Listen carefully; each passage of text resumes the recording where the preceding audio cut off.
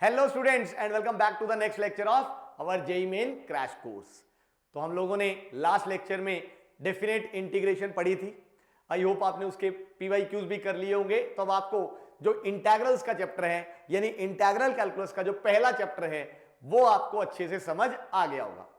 तो चलिए अब हम आगे बढ़ते हैं और आज हम स्टार्ट करते हैं इंटीग्रल कैलकुलस का ही दूसरा chapter and that is application of integrals.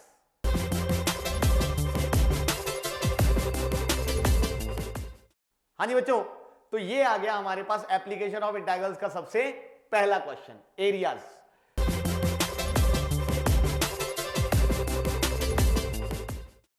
वो कहता है the area of the region bounded by this curve and this line, obviously everybody knows this line lying in the first quadrant is. तो हमने area निकालना है। अब areas के question में आपको पता है curve plotting is very very important. आपकी कर्व प्लॉटिंग बिल्कुल अच्छे से होनी चाहिए। तो चलिए अगर हमने यहां पे कर्व बनानी है तो ये मैंने बना लिया सपोज वाई एक्सिस और ये मैंने बना लिया सपोज एक्स एक्सिस। अब इस कर्व की अगर मैं बात करूं y is equal to root x, आप सबने पढ़ा हुआ है, ये बनेगी कुछ कर्व ऐसी सी। Is that okay? और अगर मैं बात करूं इस लाइन की, तो लाइन को प्लॉट करने के लिए दो ही पॉइंट्स चाहिए होते हैं। जैसे मैंने x को 0 रखा तो y की वैल्यू आ गई -4 और y को रखा 0 तो x की वैल्यू आ गई 8। तो इन दोनों पॉइंट से पास होने वाली लाइन बनेगी। तो ये लाइन अगर मैं बनाऊं तो it is going to be something like this. तो ये बन गई हमारे पास लाइन। Is that okay? अगर हम पीछे की तरफ बनाए तो ये ऐसे बन जाएगी। अब हमें चाहिए area in the first quadrant. अब ये कर्व हमें पता है ऐसे जाती हुई और ऐसे जाएगी। तो ये जो कर्व है ये यहां पे इंटरसेक्ट कर जाएगी और यहां से जो हमें एरिया चाहिए इन the first quadrant bounded by these two, यानी जो इन दोनों कर्व्स के बीच में और फर्स्ट क्वाड्रेंट में है, तो डेफिनेटली हमें नजर आ रहा है बेटा ये वाला एरिया। अब ये एरिया हमने निकालना है। अगर आप थोड़ा सा ध्यान दो तो ये एरिया आप सबको नजर आ रहा है। ये है हमारे पास जब x वेरी कर रहा है यहां 0 से लेके और कहां तक, इस पॉइंट तक। अब सवाल ये उठता है कि x वहां क्या है। अब वो निकालने के लिए ऑफ कोर्स हमें निकालना पड़ेगा दोनों कर्व्स का पॉइंट ऑफ इंटरसेक्शन। तो यहां से हमें दिख रहा है 2y अगर इसके बराबर है और y is equal to root x है, तो मैं यहां पे भाई root x is equal to y, यानी यहां से अगर मैं x निकालूं तो y square is equal to x एक तरह से, और मैं x की वैल्यू यहां पुट कर देता हूं तो ये बन जाएगा मेरे पास, अगर आप ध्यान से देखें, 2y is equal to y square minus 8, यानी y square minus 2y minus 8 equal to 0। और इसके फैक्टर्स बन रहे हैं, आई थिंक आपको दिख रहे हैं इसके factors, y minus 4 into of course y plus 2 is equal to 0, यानी y की वैल्यू यहां से आ गई इधर 4 और y is equal to -2। But क्योंकि y is equal to positive root of x है, यानी ये तो रिजेक्ट हो गया, यानी ये वाली वैल्यू एक्सेप्ट हुई। तो y 4, यानी इस पॉइंट का जो y कोऑर्डिनेट है दैट इज डेफिनेटली 4। और अगर हम x कोऑर्डिनेट की बात करें तो यहां से हमें दिख रहा है, हम x कोऑर्डिनेट इजीली निकाल सकते हैं। x इज y का स्क्वायर, यानी x इज 16। तो इस पॉइंट के कोऑर्डिनेट्स आ गए मेरे पास बेसिकली 16,4, यानी x अगर हम ध्यान से देखें तो x वेरी कर रहा है कहां तक भाई, 16 तक। अब कौन सा फंडा लगाएं? ध्यान से देखो, जब हम यहां से लेके और यहां तक चल रहे हैं तो यहां तो जो नीचे वाली कर्व है वो x एक्सिस है, यानी हम कह सकते हैं यहां से लेके और यहां तक का ये जो एरिया है this is nothing but area under this curve. बोलिए नजर आ रही है ये वाली चीज? जबकि इससे आगे जब x जाएगा तो ये दिख रहा है this is area between two curves, यानी अगर हमने ये रिक्वायर्ड एरिया निकालना है तो ये दो हिस्सों में टूटेगा, area under this curve and area between these two curves. अब area under this curve I think आप लोगों को नजर आ रहा है, ये वाला कैसे आएगा हमारे पास, integration of y dx where x varies from 0 to 8। ये तो आ गया एरिया अंडर दिस कर्व। और जब प्लस ये वाला एरिया है वो आ जाएगा integration of upper curve that is y1 minus lower curve that is y2 dx where x varies from 8 to 16। अब आई थिंक ये दोनों इंटीग्रेशन करो, बात खत्म, क्योंकि x है तो इसलिए हम लोग यहां पे x को y को पुट करेंगे हम x की टर्म्स में, कहां से, इस कर्व से। तो इस कर्व की इक्वेशन है हमारे पास ये, तो y in terms of x क्या आ गया, रूट x। और यहां पे जब हमने 8 से लेके और 16 के बीच में किया तो अपर कर्व अगेन कौन सी है, यही वाली है अपर कर्व, यानी कि y1 की जगह आ जाएगा √x माइनस y2 की जगह आ जाएगा लोअर कर्व, यानी y2 की वैल्यू निकालनी है यहां से और वो हमें दिख रही है दैट इज x माइनस 8/2। तो ये आ गया मेरे पास सीधा सा। अब यहां से बस हमने कैलकुलेशंस करनी है, आंसर आ जाएगा। तो अगर आप ध्यान से देखें √x यानी x की पावर हाफ की इंटीग्रेशन इज x की पावर 3/2 अपॉन 3/2, तो ये यहां पे, और इसकी लिमिट्स है 0 से लेके 8 के बीच में, प्लस अगर आप ध्यान से देखें यहां पे ये √x की इंटीग्रेशन फिर से मेरे पास आ जाएगी x की पावर 3/2 अपॉन 3/2 और इसकी लिमिट्स हैं 8 से लेके ऑफ कोर्स 16 के बीच में। और यहां पे अगर आप ध्यान से देखें -1/2 बाहर, अब यहां से x की इंटीग्रेशन इज व्हाट, अगर आप ध्यान से देखेंगे तो -1/2 बाहर है और यहां से x की इंटीग्रेशन है x² और इसकी लिमिट्स है 8 to 16 माइनस 8 की इंटीग्रेशन यानी 8x और इसकी लिमिट्स क्या है 8 से लेके और 16 के बीच में। Is that okay? अब सारी वैल्यूज पुट करो, आंसर पाओ। तो यहां से आ जाएगा 2/3, अगर आप ध्यान से देखें, इंटू x की जगह 8 पुट किया तो 8 की पावर 3/2, तो 8 यानी कि 2 की पावर 3, यानी ये आ गया, अगर आप ध्यान से देखें 8 यानी कि 2 क्यूब की पावर में आ गया मेरे पास 3/2। Is that okay? और प्लस अगर आप ध्यान से देखें यहां से अगेन 2/3 और इनटू यहां से अगर हम देखें तो ये आ गया मेरे पास अपर लिमिट जब इसमें पुट करी तो दैट इज 16 यानी 2 की पावर 4 की whole power of course 3/2 and of course यहां पे बाहर क्योंकि 2/3 है तो -8 पुट करेंगे तो ये आ जाएगा 2 की पावर 3 की होल पावर मेरे पास 3/2। Is that okay? ये 16 नहीं है यहां पे, ये 16 यहां है। Is that okay? और आगे अगर हम देखें तो यहां पे आ गया मेरे पास -1/2 इंटू, तो दिस इज 1/2 और x की जगह अपर लिमिट पुट करिए x² यानी कि 16 का स्क्वायर 256 माइनस लोअर लिमिट का square that is 64 -8 into x की जगह 16 और माइनस x की जगह 8। अब ये जोड़ना घटाना है तो जल्दी से आप कर लीजिए। यहां से अगर आप ध्यान से देखो तो ये वाली टर्म दिख रही है, इस वाली टर्म से क्या हो जाएगा कैंसिल, तो ये टर्म तो पूरी की पूरी इधर से कैंसिल कर दो ऐसे, और यहां से आ जाएगा 2/3 इंटू दिस, तो ये आ गया बच्चों 2/3 इंटू दिस इज 2 की पावर 4, तो ये बन जाएगा 2 2 तो ये बन जाएगा 2 की पावर 6, 2 की power 6 is 64 and of course यहां से आ जाएगा -1/2 इंटू, अगर आप ध्यान देखो मैं इसको थोड़ा सिंप्लीफाई कर लेता हूं तो ये आ गया मेरे पास, अगर आप ध्यान से देखें 256 माइनस 64 इज 56 और 8 और गया 192 अपॉन 2 इज 296 इनफैक्ट, और minus 8 into 8 this is of course 64।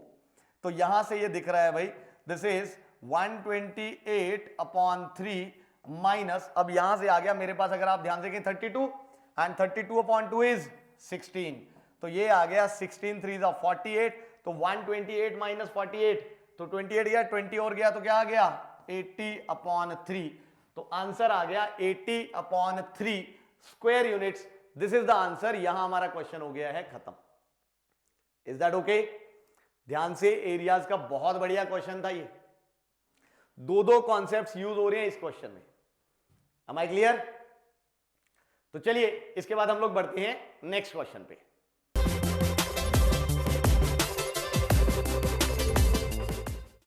हाँ जी बच्चों, तो ये आ गया नेक्स्ट क्वेश्चन। अब वो कहता है if the line x is equal to a bisects the area under this curve then a is, यानी यहां पे अगेन इस एरिया की बात हो रही है अंडर दिस कर्व। तो सबसे पहले हम बनाते हैं ये वाली कर्व। अब ये कर्व आई थिंक आप सबको दिख रही है भाई, ये कर्व बनेगी कुछ ऐसी सी, y is equal to 1/x² सबको बनानी आती है, that is something like this. अब सपोज यहां पे हमारे पास है 2 और यहां पे हमारे पास है 8। अब ये है एरिया अंडर द कर्व, मतलब ये वाला एरिया। वो कह रहा है this area is bisected by the line x is equal to a, यानी x is equal to a कोई वर्टिकल लाइन है सपोज कुछ ऐसे, ये इस एरिया को बाइसेक्ट कर रही है, यानी कि डेफिनेटली ये जो एरिया है हमारे पास और ये जो एरिया है हमारे पास, ये दोनों एरियाज इक्वल है। तो यहां से हमने a की वैल्यू निकालनी है। तो भाई आई थिंक बड़ी सीधी सी बात है, आप लोगों को शायद नजर आ रहा होगा कि इसका मतलब अगर मैं एरिया निकालूं यहां से लेके यहां तक, 2 से लेके और a तक, तो this is nothing but half of this area. या मैं कह सकता हूं कि अगर मैं एरिया निकालूं फ्रॉम 2 to 8, यानी अगर मैं 2 to 8 इंटीग्रेशन करूं तो this is nothing but 2 times integration from 2 to a, it's one and the same thing. अब 2 to 8 यानी एरिया अंडर दिस कर्व है, इसी केस में ये एरिया अंडर दिस कर्व ही है, तो यानी यहां से आ जाएगा मेरे पास 1/x² की इंटीग्रेशन और यहां भी आ जाएगी 1/x² की इंटीग्रेशन, क्योंकि कर्व तो एक ही है, उसी एरिया, इसी कर्व के अंडर एरिया ले रहे हैं।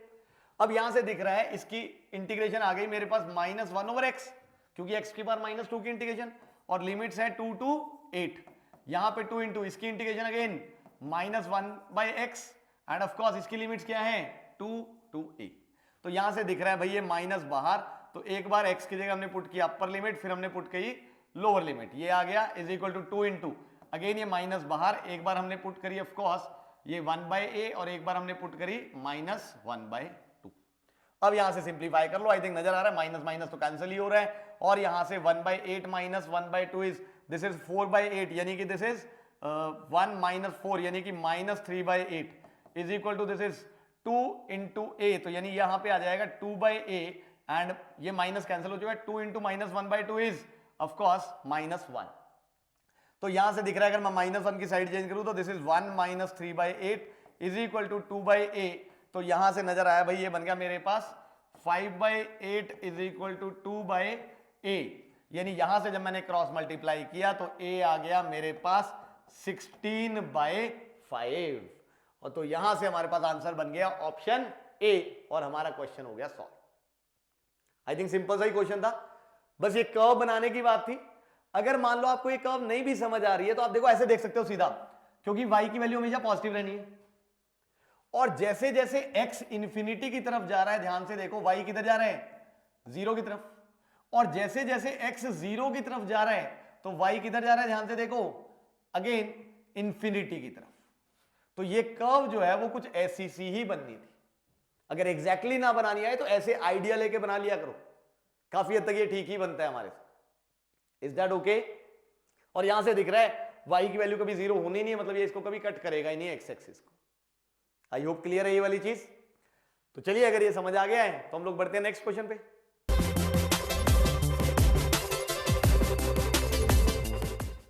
हाँ जी स्टूडेंट्स, तो ये आ गया नेक्स्ट क्वेश्चन। अब वो कहता है the area of the plane region bounded by this curve and this curve above the x axis is equal to, above x axis की बात करनी है। तो देखिए अगर हम ये वाली कर्व बनाए सबसे पहले तो एक चीज मुझे दिख रही है भाई, ये जो कर्व है ये क्या है। अगर आप ध्यान से देखो तो दिस इज अ पैराबोला, अगर मैं इसको ठीक करके लिखूं तो आई can say y² is equal to -x/2। So parabola having vertex at origin and opening leftwards, तो ये पैराबोला बनेगा बेटा कुछ ऐसा सा। Is that okay? फिर उसके बाद अगर मैं इस कर्व की बात करूं तो ये भी क्या बनेगा, ध्यान से देखो पैराबोला कैसे, अगर आप ध्यान से देखो 4y² इज इक्वल टू ये आ जाएगा -x+2, यानी माइनस कॉमन तो x -2, और ये 1/4 चला गया नीचे। तो ये भी एक पैराबोला है having vertex at this time 2,0 and opening leftwards. अब ओपनिंग लेफ्टवर्ड्स है तो ये पैराबोला ऐसे बनेगा या ऐसे बनेगा। अब उसके लिए अगर आप ध्यान से देखो तो एक चीज मुझे दिख रही है, जो इसकी लेटस रेक्टम है और जो इसकी लेटस रेक्टम है, इसकी लेटस रेक्टम कितनी है 1/2, इसकी लेटस रेक्टम 1/4, तो किसकी लेटस रेक्टम बड़ी है, इस वाले की, यानी इस पैराबोला की ओपनिंग ज्यादा होगी as compare to this one. मतलब डेफिनेटली अगर मैं ये वाला पैराबोला बनाऊं तो ये पैराबोला कुछ ऐसा सा बनेगा। Is that okay? और अब मुझे एरिया निकालना है bounded by these two curves and above x axis, यानी मुझे निकालना है बेटा ये वाला पूरा एरिया। बोलिए समझ आया? शेडिंग बड़े ध्यान से। अब जब हम ये एरिया निकालने गए तो कुछ के मन में फिर से आया कि भाई एक काम करते हैं सर, इधर से पहले हम यहां से लेके यहां तक ये वाला एरिया निकाल लेते हैं और फिर उसके बाद ये वाला एरिया निकाल लेते हैं। ये इधर आ जाएगा अपर कर्व माइनस लोअर कर्व और इधर आ जाएगा ये वाला। बिल्कुल ठीक तरीका, बिल्कुल ठीक है, सोचना बिल्कुल जायज है। बट अगर आप ध्यान से देखो, ऐसे करते हैं थोड़ा लेंथी और कॉम्प्लिकेटेड हो जाएगा। उसकी बजाय अगर मैं देखो इसको वाई एक्सिस के रिस्पेक्ट में, तो आई कैन से कि बजाय हॉरिजॉन्टल वर्टिकल स्ट्रिप यूज करने के हम लोग हॉरिजॉन्टल स्ट्रिप भी तो यूज कर सकते हैं। एंड जैसे हमारे पास होता है अपर कर्व माइनस लोअर कर्व, वैसे ही यहां पे हम रिक्वायर्ड एरिया कह सकते हैं कि भाई right curve minus left curve. Is that okay?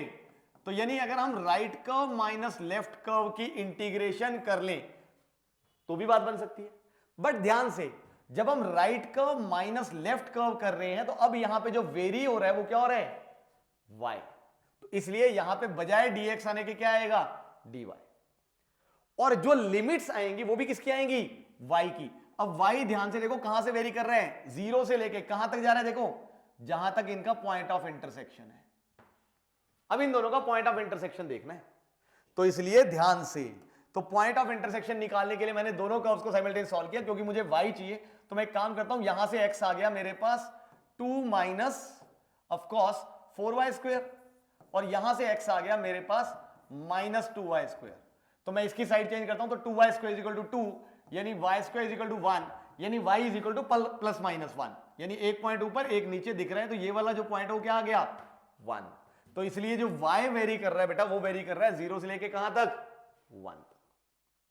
तो जब भी ऐसी कर्व आए, आप दो पार्ट्स में तोड़ने की बजाय right curve minus left curve भी लगा सकते हो। Is that okay? अब यहां से अगर आप ध्यान से देखें तो this is integration from 0 to 1। अब राइट कर्व का मतलब है कि ये वाली कर्व। अब यहां से मुझे x की वैल्यू निकालनी पड़ेगी इन टर्म्स ऑफ y, क्योंकि ध्यान से यहां पे dy है, तो x in terms of y जब हम निकालेंगे तो राइट वाली कर्व ये कौन सी है? ये वाली। तो यहां से मुझे दिख रहा है x in terms of y क्या आ गया? 2 minus 4y square minus left curve, जैसे वहां पे होता है ना y1 माइनस y2 dx, यहां होता है x1 माइनस x2 dy। तो x1 निकालना है हमने राइट वाली कर्व से, तो वो ये आ गया, एंड x2 हमने निकालना है लेफ्ट वाली कर्व से, लेफ्ट वाली कर्व यानी ये, और यहां से क्या आ गया? ये x is minus 2y square, यानी ये एक माइनस ऑलरेडी, तो ये बन गया 2y square, and of course this is dy। Is that okay? अब यहां से हमें दिख रहा है, तो ये आ जाएगा मेरे पास of course integration from 0 to 1, this is 2 minus 2y square into dy। अब दिख रहा है यहां से 2 कांस्टेंट है, बाहर आ गया, integration from 0 to 1 of 1 minus y square. और ये बड़ी आसान सी इंटीग्रेशन है, आप सबको दिख रही है, this is 2 into integration of 1 which is y, and the limits are of course from 0 to 1 minus y square की integration y cube by 3, and again the limits are from 0 to 1। तो यहां से दिख रहा है दिस इज 2 इंटू y की जगह put किया upper limit 1 minus lower limit put किया 0, minus 1 by 3 into upper limit put करी 1 और माइनस लोअर लिमिट पुट करी 0। तो यहां से दिख रहा है this is 2 into 1 minus 1 by 3 is 2 by 3, so answer turns out to be 4 by 3। तो ये आ गया आंसर। अगर आप इसको ब्रेक कर करके करते तो ये बहुत लेंदी और बहुत कॉम्प्लिकेटेड हो जाता।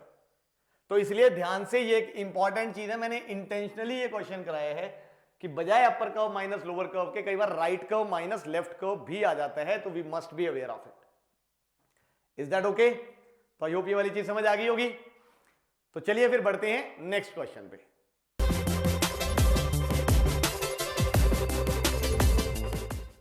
हाँ जी स्टूडेंट्स, ये आ गया नेक्स्ट क्वेश्चन। अब देखिए वो क्या कहता है, the area of the region, ये बहुत सारी इनइक्वालिटीज दी हुई है, इज। अब इनइक्वालिटीज को हैंडल कैसे करें, देखिए जरा। सबसे पहले हम एक काम करते हैं भाई, जब हमने यहां पे ग्राफ बनाना है तो सीधी सी बात है, पहले हम जरा इन इनइक्वालिटीज की जगह इक्वालिटीज पे काम करते हैं। यानी एक तरह से y plus root x is equal to 0, यानी y is equal to minus root एक्स, यानी अगर मैं स्क्वेयरिंग कर दूं फॉर द टाइमिंग तो ये है ये y square is equal to x, यानी ये बनेगा parabola having vertex at origin and opening राइटवर्ड्स।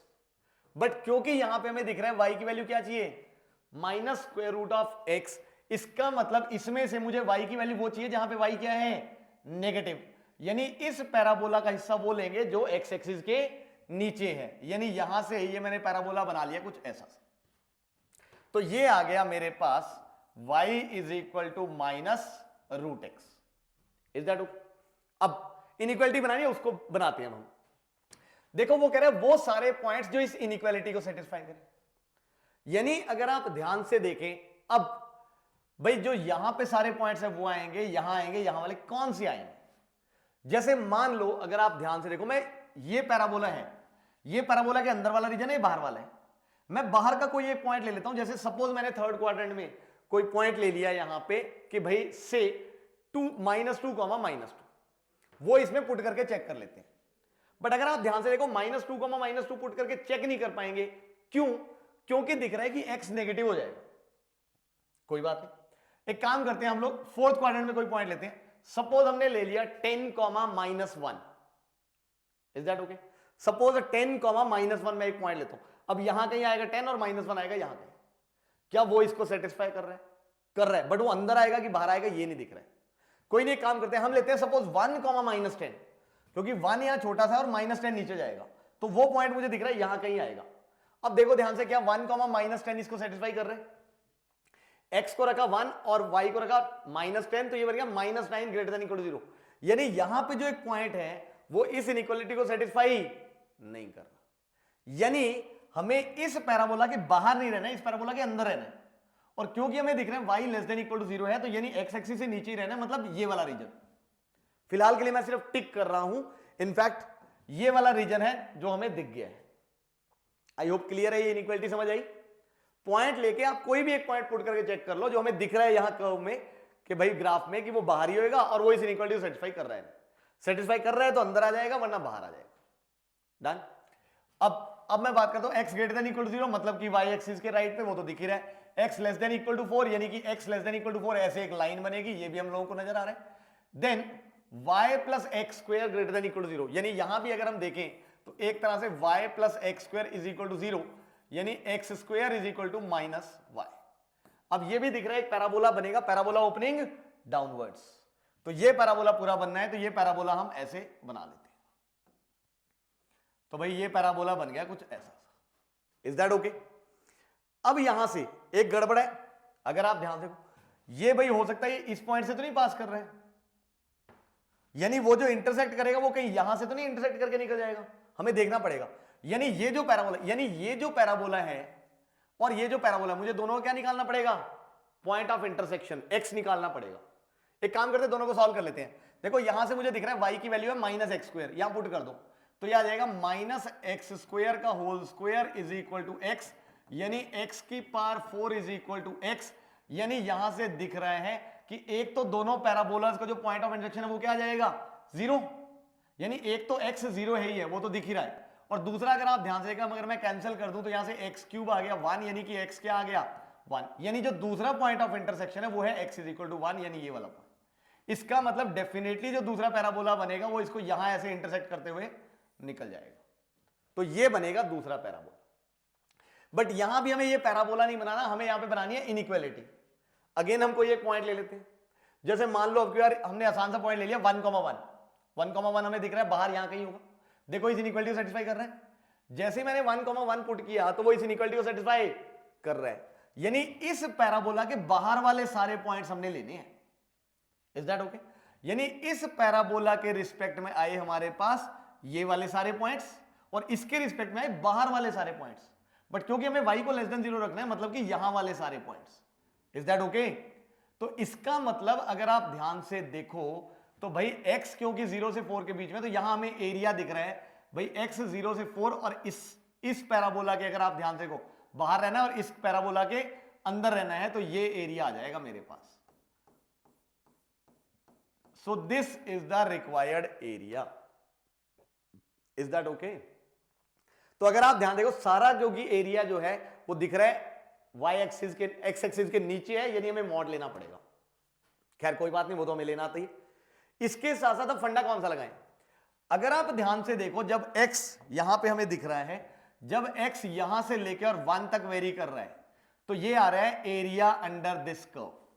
देखो यहां पे ये वाला एरिया आ रहा है, ये बोलो नजर आ रहा है।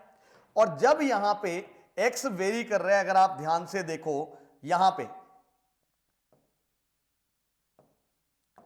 जब x वेरी कर रहा है 1 से लेके और 4 के बीच में। तब ध्यान से देखो ये एरिया आ रहा है मेरे पास, ये वाला एरिया अंडर दिस कर्व, ये वाला एरिया। बोलिए आई थिंक क्लियरली नजर आ रहा है। इसका मतलब हो ना हो भाई ये इंटीग्रेशन क्या होएगी, ब्रेक होएगी। कहां पे, 1 पे। तो इसलिए हम कहेंगे required area is nothing but integration from 0 to 1 y dx और plus integration from 1 to 4 again y dx। और क्योंकि पूरा एरिया नीचे इसलिए हम इसका क्या ले लेंगे अल्टीमेटली, मॉड। Got it. तो यहां से अब हम लोगों को दिख रहा है भाई y, अब यहां पे ये है एरिया अंडर दिस कर्व, ये वाली कर्व। अब ये वाली कर्व कौन सी है, ध्यान से देखो, ये है ये वाली curve, that is x square is equal to minus y. यानी y की वैल्यू जब हमने निकाली तो क्या आ गया, माइनस एक्स स्क्वायर। तो माइनस एक्स स्क्वायर की इंटीग्रेशन फ्रॉम 0 to 1 प्लस 1 से 4 जब हमने देखा 1 से 4, तो ये कौन सा एरिया है, इस पैराबोला के अंदर, यानी ये वाली कर्व के अंदर। तो यहां पे y की वैल्यू क्या आ गई, माइनस रूट एक्स, और इसका हमने ले लिया मॉड। अब ऑब्वियसली बेटा यहां पे दिख रहा है माइनस बाहर आ गया, एक्स स्क्वायर की इंटीग्रेशन क्या आ गई, एक्स क्यूब बाई 3, और इस पे जो लिमिट्स है वो है 0 to 1, एंड यहां भी माइनस बाहर आ गया, और रूट एक्स की इंटीग्रेशन एक्स की पावर ऑफ कोर्स 3/2 अपॉन 3/2, और ये ऊपर आ गया, और लिमिट्स क्या आ गई 1 से 4, और इसका हमने ले रखा मॉड। अब यहां पे हमें दिख रहा है भाई ये माइनस 1/3 बाहर, एक्स की जगह अपर लिमिट पुट करेंगे 1, माइनस लोअर लिमिट पुट करेंगे 0। यहां पे माइनस 2/3 बाहर, एक्स की जगह अपर लिमिट पुट करी तो 4 यानी 2 स्क्वायर की पावर 3/2 एंड माइनस 1 की पावर 3/2 विच इज 1, और फिर इसका क्या ले लिया हमने, मॉड।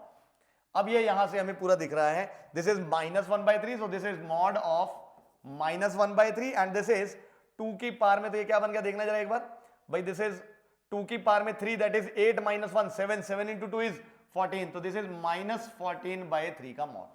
तो ये आ गया मॉड ऑफ माइनस 15/3, यानी कि mod of minus 5, so that's why this area turns out to be 5 square units. तो आंसर आ गया हमारे पास ये। समझ आया। एरिया प्लॉट करना बहुत इंपॉर्टेंट है। यहां पे मैं बार बार कह रहा हूं आपको, अगर एरिया हमने गलत प्लॉट कर दिया तो फिर सारी गड़बड़ हो जाएगी। इसलिए एरिया को बड़े ध्यान से सोच समझ के प्लॉटिंग करनी होती है हमें। Am I clear? तो आई होप आपको ये वाली चीज भी समझ आ गई होगी।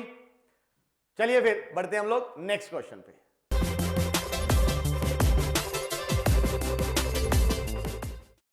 हाँ जी बच्चों, ये आ गया नेक्स्ट क्वेश्चन। अब वो क्या कहता है, area bounded by the curves this and this. Again दिख रहा है दो पैराबोलाज है, तो हम लोग पैराबोलाज बना लेते हैं भाई। ये आ गया मेरे पास y एक्सिस, ये आ गया हमारे पास x एक्सिस। अब ये पैराबोला है having vertex at origin and opening rightwards, यानी कि ये कुछ ऐसा सा पैराबोला बनेगा। जबकि थोड़ा ये ध्यान से ऐसे बनाना पड़ेगा, जबकि ये वाला पैराबोला अगर हम देखें तो यहां से दिख रहा है y square is equal to 2 common ले ले तो x माइनस 2, यानी ये भी पैराबोला ओपनिंग राइटवर्ड्स ही बनेगा। सिर्फ हमें दिख रहा है कि वर्टेक्स आएगा 2,0 पे, यानी वर्टेक्स आ गया 2,0 पे। अब बात यह है कि ये पैराबोला ऐसे बनेगा या ये ऐसे बनेगा। देखो यहां पे हमें दिख रहा है इसका लेटेस्ट रेक्टम 1, इसका लेटेस्ट रेक्टम 2, यानी डेफिनेटली ये वाले पैराबोला का लेटेस्ट रेक्टम बड़ा है, यानी इसकी जो विड्थ है वो ज्यादा होगी। यानी ये पैराबोला बेटा डेफिनेटली बनना है कुछ ऐसा सा। Is that okay? ये थोड़ी सी फिगर ठीक बनानी पड़ेगी हमें कुछ ऐसे। तो ये एक पैराबोला बन गया हमारे पास ऐसा, और ये एक पैराबोला बन गया ऐसा। अब हमें चाहिए area bounded by these two parabolas, तो नजर आ रहा है यहां पे भाई ये वाला एरिया। और क्योंकि दोनों की दोनों फिगर सिमेट्रिक है, इसका मतलब अगर मैं सिर्फ और सिर्फ फर्स्ट क्वाड्रेंट का एरिया निकाल लूं और उसको क्या कर दूं डबल, तो बोलो बात बन जाएगी।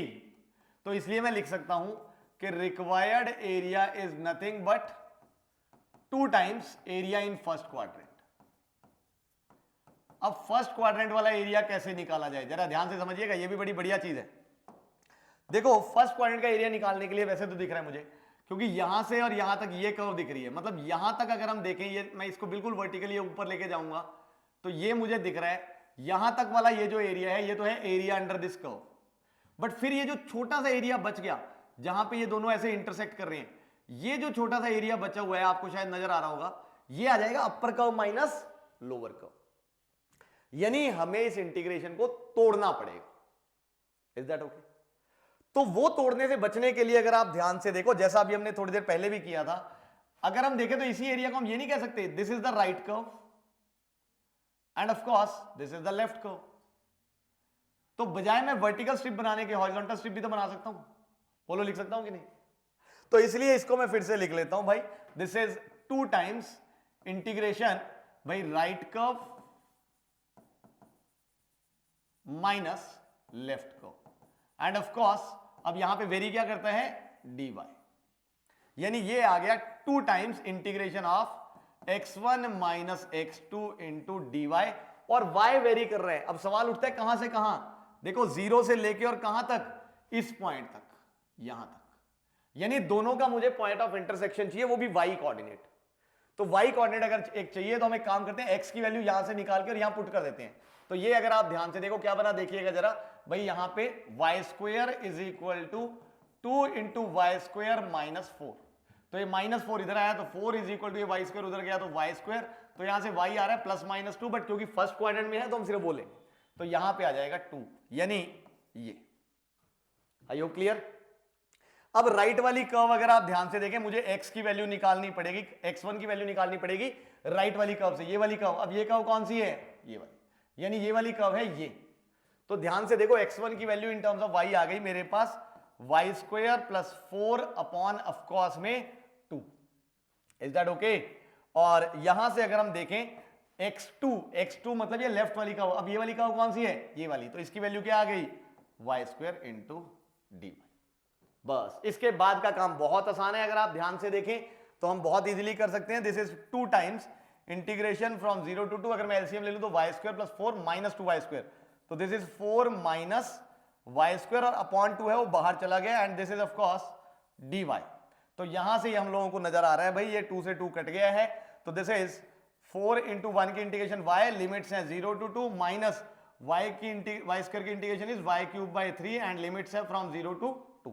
तो ये आ गया, अगर आप ध्यान से देखें 4 इंटू अपर लिमिट पुट करी 2, तो 4 into 2 is nothing but 8 I think, and minus 0 put करेंगे तो 0 ही आ जाएगा, और माइनस 1/3 इंटू, अगर आप ध्यान से देखें अपर लिमिट पुट करी 2 का क्यूब 8, माइनस 0 पुट किया 0, तो ये आ जाएगा 8। 8 माइनस 8/3, तो ये आ जाएगा 24 minus 8, that is 16/3 square units, and that is the answer. और हमारा क्वेश्चन यहां पे हो गया है खत्म। Is that okay? समझ आ गया? तो चलिए, मेरे ख्याल से समझ आ गया है, तो नेक्स्ट क्वेश्चन पे चलते हैं।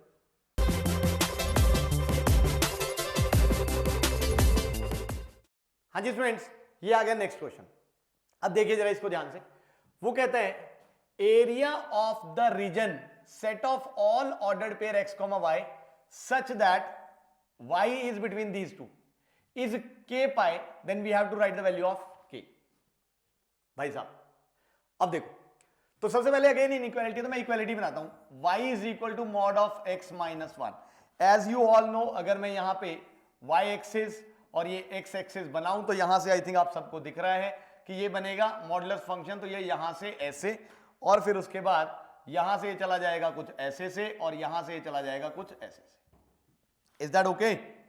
और फिर उसके बाद यहां पे अगर हम ध्यान से देखें, क्योंकि हमने बनानी है ये इनइक्वालिटी, यानी एक तरह से y should be greater than और equal to mod of x minus 1। तो हम पॉइंट लेके देखते हैं कि भाई इसके बीच में ये जो हिस्सा है, यहां वाले सारे पॉइंट्स आएंगे या बाहर वाले आएंगे। उसके लिए मैंने यहां पे एक आसान सा पॉइंट ले लिया। सपोज ये पॉइंट है 1,2, डेफिनेटली वो इस रीजन में आ रहा है। देखो 1,2 इस इनइक्वालिटी को सेटिस्फाई कर रहा है कि नहीं? यानी x की जगह पुट किया 1 और y की जगह पुट किया 2, तो 2 ग्रेटर देन इक्वल टू 0, बिल्कुल। यानी ये पॉइंट सेटिस्फाई कर रहा है, मतलब यहां से डेफिनेटली इसके बीच का ये जितना भी रीजन होगा ये पूरे का पूरा इस इनइक्वालिटी में आएगा। समझ आया? अब ये दूसरे वाला, अब इसको जब हमने प्लॉट करना है तो यहां भी हम इक्वालिटी, यानी y इज इक्वल टू, ये आ गया मेरे पास root of 4 minus x minus 1 का होल स्क्वायर। अब कई कहेंगे ये तो ग्राफ ही नहीं बनाना आता, एक काम करो स्क्वेयरिंग कर दो। स्क्वेयरिंग करेंगे आ जाएगा y स्क्वायर, और इसको उठा के इधर ले आओ तो क्या बन गया? x माइनस 1 का whole square plus y square is equal to 4। तो this is nothing but a circle having centre at this and radius as 4। तो यहां से हम लोग ये एक सर्कल बना लेते हैं भाई, ये बड़ी सीधी सी बात है। ये बन गया मेरे पास एक सर्कल। Is that okay? तो यहां से बड़ी सीधी सी बात है, ये दोनों कर्व्स मेरे पास इजीली बन गई। अब ध्यान से एक चीज और है अब यहां पे कि y should be less than और इक्वल टू दिस। तो यहां पे हमें फिर से देखना पड़ेगा कि सर्कल के अंदर का रीजन या बाहर का रीजन। अगेन उसके लिए एक पॉइंट ले लो, जैसे मैंने 1,2 ही लिया था, तो x को पुट किया 1, तो ये आ गया 4 माइनस, अगर आप ध्यान से देखें 0 यानी 2, और यहां से 2 यानी 2,2.2 is less than equal to 2। बोलो सेटिस्फाई हो रहा है? बिल्कुल सेटिस्फाई हो रहा है। यानी इस सर्कल के अंदर वाले ही सारे पॉइंट्स लेने हैं भाई। 1,2 तो दिख रहा है ना, इसके अंदर ही आएगा। अब 1,2 इसके अंदर आ रहा है और वो इस इनइक्वालिटी सेटिस्फाई भी कर रहे हैं, यानी इस सर्कल के अंदर का ही सारा हिस्सा लेना है। मतलब इन दोनों लाइंस के बीच में रहना है और सर्कल का अंदर वाला हिस्सा लेना है। यानी अगर मैं यहां पे शेड करूं तो जो रिक्वायर्ड एरिया है वो है ये वाला। आई होप नजर आ रहे हैं? तो this is the required region जिसका हमने एरिया निकालना है। Is that okay? तो ये तो अगर आप ध्यान से देखो एरिया अंडर द कर्व का बड़ा आसान सा क्वेश्चन है। कैसे? अगर आप ध्यान से ऑब्जर्व करो भाई, एक चीज मेरे को नजर आ रही है कि यहां पे अगर मैं ये वाला एरिया निकालना चाहता हूं तो सीधी सी बात है यार, this is upper curve, this is lower curve. But of course यहां पे हमें ये वाली चीज दिख रही है कि इस पॉइंट पे इनफैक्ट ये ग्राफ ब्रेक होएगा। क्यों? यहां पे अपर कर्व माइनस लोअर कर्व ये, यहां पे अपर कर्व माइनस लोअर कर्व ये, दिख रहा है कि नहीं? बट बाय सिमेट्री अगर तुम ध्यान से देखो तो हम लोगों को नजर आ रहा है कि ये एरिया और ये एरिया दोनों क्या होंगे? इक्वल, क्योंकि ये भी मॉड ऑफ x माइनस 1 है और इधर से सर्कल का सेंटर भी यही है। तो इसलिए ये एरिया और ये एरिया डेफिनेटली क्या होगा? इक्वल। यानी यहां पे अगर हमने कहना है तो हम कह सकते हैं कि भाई required area is 2 times integration of upper curve that is y1 minus lower curve that is y2 into dx। ये हमने वर्टिकल स्ट्रिप बना ली। Is that okay? And of course कहां से कहां x कहां से कहां वेरी कर रहे हैं भाई? यहां से 1 से लेके एंड ऑफ कोर्स ये जो इनका पॉइंट ऑफ इंटरसेक्शन है यहां तक। अब आई थिंक इनका पॉइंट ऑफ इंटरसेक्शन आप इजीली निकाल सकते हो, क्योंकि ये लाइन जब 1 के इधर है तो mod opens with positive sign, तो y is equal to x minus 1। और सर्कल की इक्वेशन क्या है हमारे पास? सर्कल की इक्वेशन है ये। तो ध्यान से देखो, अगर मैं यहां से y को रिप्लेस कर दूं तो ये आ जाएगा x माइनस 1 का whole square plus x minus 1 का होल स्क्वायर, यानी 2 टाइम्स x माइनस 1 का whole square is equal to 4। यानी ये हुआ कैंसल, तो x माइनस 1 का whole square is equal to of course 2, यानी x minus 1 is equal to plus minus root 2। But क्योंकि हम पॉजिटिव हैं तो यहां पे ये, तो x is equal to root 2 plus 1, यानी x की वैल्यू आ गई कहां से? 1 से लेके और रूट 2 प्लस 1 के बीच। Is that okay? तो अब यहां से अगर आप ध्यान से देखो, हम बड़ी सीधी बात है, integration from 1 to root 2 plus 1 upper curve मतलब सर्कल। तो सर्कल की इक्वेशन से हमने y की वैल्यू निकालनी है इन टर्म्स ऑफ x। देखो दिख रही है ये दी हुई, तो this is nothing but root of 4 minus x minus 1 का होल स्क्वायर माइनस y2 यानी इस लाइन से, और यहां से y2 की वैल्यू इन टर्म्स ऑफ दिख रही है x minus 1 and of course यहां पे आ गया dx। अब आई थिंक ये वाली integration, this is root of a square minus x square, आती है ना आपको ये वाली इंटीग्रेशन करनी? करोगे, लिमिट्स पुट करोगे तो ऑटोमेटिकली आंसर आ जाएगा और कंपेयर करके हमें पता लग जाएगा कि द आंसर इज 1।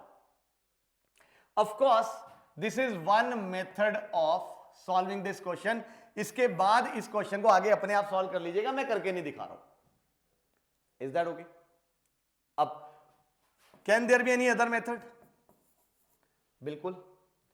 अगर तुम थोड़ा सा ध्यान दो तो देखो मुझे एक चीज दिख रही है, सारी सिमेट्री है, और यहां पे एक चीज मुझे और नजर आ रही है कि this is nothing but area of a sector. दिख रहा है कि नहीं? तो अगर मुझे ये वाला एंगल मिल जाए तो बात खत्म। और ये वाला एंगल मुझे दिख रहा है कि भाई इस लाइन और ये वाली लाइन है y is equal to minus x plus 1, क्योंकि मॉड नेगेटिव से ओपन होगा ना, तो इन दोनों की स्लोप्स का प्रोडक्ट जो -1 है, यानी डेफिनेटली एंगल कितना है? 90 डिग्रीज। यानी एक्चुअली ये इस सर्कल का कौन सा हिस्सा है? 1/4। तो this area is nothing but 1/4 of the area of the circle, and area of the circle is pi r square, यानी कि दिस। तो ये एरिया कितना है? पाई। यानी सीधा आंसर दिख रहा है हमें, क्या होना चाहिए? 1। यूं चुटकियों में अगर हम ऐसे सॉल्व करने जा रहे हैं तो देखो कितना कॉम्प्लिकेटेड हो रहा है। समझ आ रहे हैं? इसीलिए ये तो सीधा आंसर ही दिख रहा था हमें, क्वेश्चन पढ़ते ही हमें आंसर देना चाहिए था कि इट शुड बी 1, क्योंकि लाइंस बड़ी प्यारी दी हुई है, दिख रहा है कि भाई ये लाइंस कितनी अच्छी अच्छी है। Is that okay? तो भाई ऑब्जेक्टिव में काहे को हम लोग सब्जेक्टिव वाले पंगे ले ही जा रहे हैं? ऑब्जेक्टिव है तो उसको ऑब्जेक्टिव की तरह करो, तभी तो टाइम बचेगा, वरना जेईई का पेपर पूरा कैसे होगा? Is that okay? तो चलिए, मेरे ख्याल से ये क्वेश्चन समझ आ गया होगा। ध्यान से प्लीज बेटा इस क्वेश्चन को आगे पूरा कर लीजिएगा। Root of a square minus x square वाले रिजल्ट्स लगेंगे और वहां से कैलकुलेशन अच्छी खासी होगी। बट अगर आप चाहते हो कि आपकी कैलकुलेशन पेपर के दौरान बेहतर हो तो डेफिनेटली इसको पूरा सॉल्व करिएगा ताकि आपका क्वेश्चन पूरा सॉल्व हो जाए। Is that okay? तो चलिए बढ़ते हैं हम लोग नेक्स्ट क्वेश्चन पे।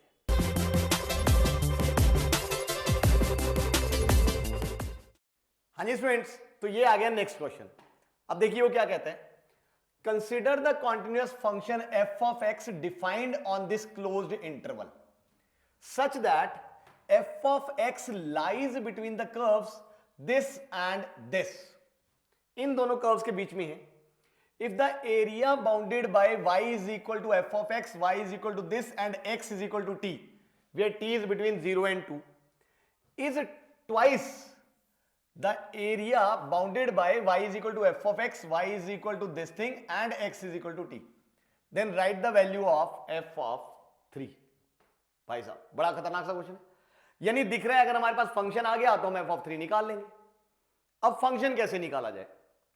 देखो फंक्शन निकालने के लिए सबसे पहले हमें एक चीज दिख रही है कि हमें ये ग्राफ्स बनाने पड़ेंगे। तो चलिए हम लोग ये ग्राफ्स बना लेते हैं। अब कर्व स्केचिंग हमें आती है। सबसे पहले यहां पे बात हो रही है, अगर आप ध्यान से देखें, y is equal to 2x square minus x cube. Polynomial है, इसका ग्राफ हमें आता है। अगर आप ध्यान से देखें तो x कॉमन आ रहा है, सॉरी एक्स स्क्वायर कॉमन आ रहा है और ब्रैकेट में बन गया 2 माइनस एक्स। क्योंकि लीडिंग टर्म यहां पे माइनस एक्स क्यूब है तो जब x इंफिनिटी की तरफ जाएगा तो y माइनस इंफिनिटी की तरफ, और जब x माइनस इंफिनिटी की तरफ जाएगा तो y इंफिनिटी की तरफ। और ये दोनों जीरोस हैं, एक इसका जीरो है 0 और एक इसका जीरो है ऑफ कोर्स 2। तो यहां से पास करेगा तो ये यहां से ग्राफ कुछ ऐसा सा आया। जैसे ही वो इस जीरो वाले पे पहुंचा, क्योंकि इसकी मल्टीप्लिसिटी 2 है तो इसके नेबरहुड में ग्राफ रहेगा कुछ पैराबोला जैसा ऐसा। Is that okay? और फिर यहां से इससे वापस पास करना है तो ये यहां से ऐसे होता हुआ और ये वापस घूमेगा, और क्योंकि इसकी मल्टीप्लिसिटी 1 है तो ये यहां से ऐसे सीधा निकल जाएगा। तो ये आ गया हमारे पास graph of y is equal to 2x minus x cube. फिर दूसरी कर्व की अगर हम बात करें इसकी, तो यहां भी हमें दिख रहा है ये एक पॉलिनोमियल है, that is x square common आ रहा है बेटा, तो ब्रैकेट में बन गया एक्स स्क्वायर माइनस 4 यानी x minus 2 into x plus 2। अब क्योंकि पावर 4 है यानी x इंफिनिटी की तरफ तो ये इधर जाएगा और x माइनस इंफिनिटी की तरफ तो ये इधर जाएगा। यानी यहां से शुरू होगा यहां खत्म होगा। और इसके जीरोस हैं, एक जीरो ये है, एक है ये, और एक है हमारे पास -2 सपोज यहां पे। तो ये यहां से ऐसे आया, फिर ये यहां से ऐसे जाएगा, अब वापस घूमेगा। दिख रहा है इसकी जो मल्टीप्लिसिटी है वो 2 है, यानी यहां से ये पैराबोला की तरह घूमेगा कुछ ऐसे से, और फिर ये यहां से ऐसे वापस घूमता हुआ और यहां से ऐसे निकल जाए। तो ये हमारे पास ग्राफ बन गया भाई y is equal to of course x की पावर 4 माइनस 4x स्क्वायर का। अब f ऑफ x जो है भाई इनके बीच में कहीं ना कहीं रह रहा है 0 से 2 के बीच में, यानी इसका मतलब फॉर श्योर अगर मैं f ऑफ x बनाऊं तो कुछ ऐसा सा कुछ बन जाएगा। कुछ भी हो सकता है, इनके बीच में रहेगा, कॉन्टिन्यूअस मतलब ऐसे कुछ रहेगा। और फिर यहां से बात हो रही है एरिया की। वो कह रहे हैं इनके बीच में जो एरिया है, यानी अगर आप ध्यान से देखो इसके और इसके बीच में जो एरिया है that is 2 times area between भाई this curve and f of x, यानी ये वाली कर्व और यहां से इसके बीच का एरिया। यानी यहां से अगर हम देखें तो थोड़ी सी चीज हमें समझ आ रही है, क्योंकि वो वाला एरिया ज्यादा है, जो इसके साथ जो एरिया बना रहा है वो डबल है एज कंपेयर टू इसके साथ जो एरिया बन रहा है, यानी डेफिनेटली f ऑफ x कुछ ऐसा सा कुछ बन रहा होगा। अब यहां से हम लोगों को नजर आ रहे हैं कि भाई ये जो एरिया है, is that okay, area between this curve is double. अरे नहीं, सॉरी, इनफैक्ट मैंने पहले ही ठीक बनाया था कि भाई ये एरिया अगर डबल है तो डेफिनेटली ये कुछ ऐसा सा ही बन रहा है। यानी यहां पे हम लोगों को दिख रहा है कि ये जो एरिया हमारे पास आ रहा है ये नीचे वाला, ये इस ऊपर वाले एरिया के क्या है, डबल है।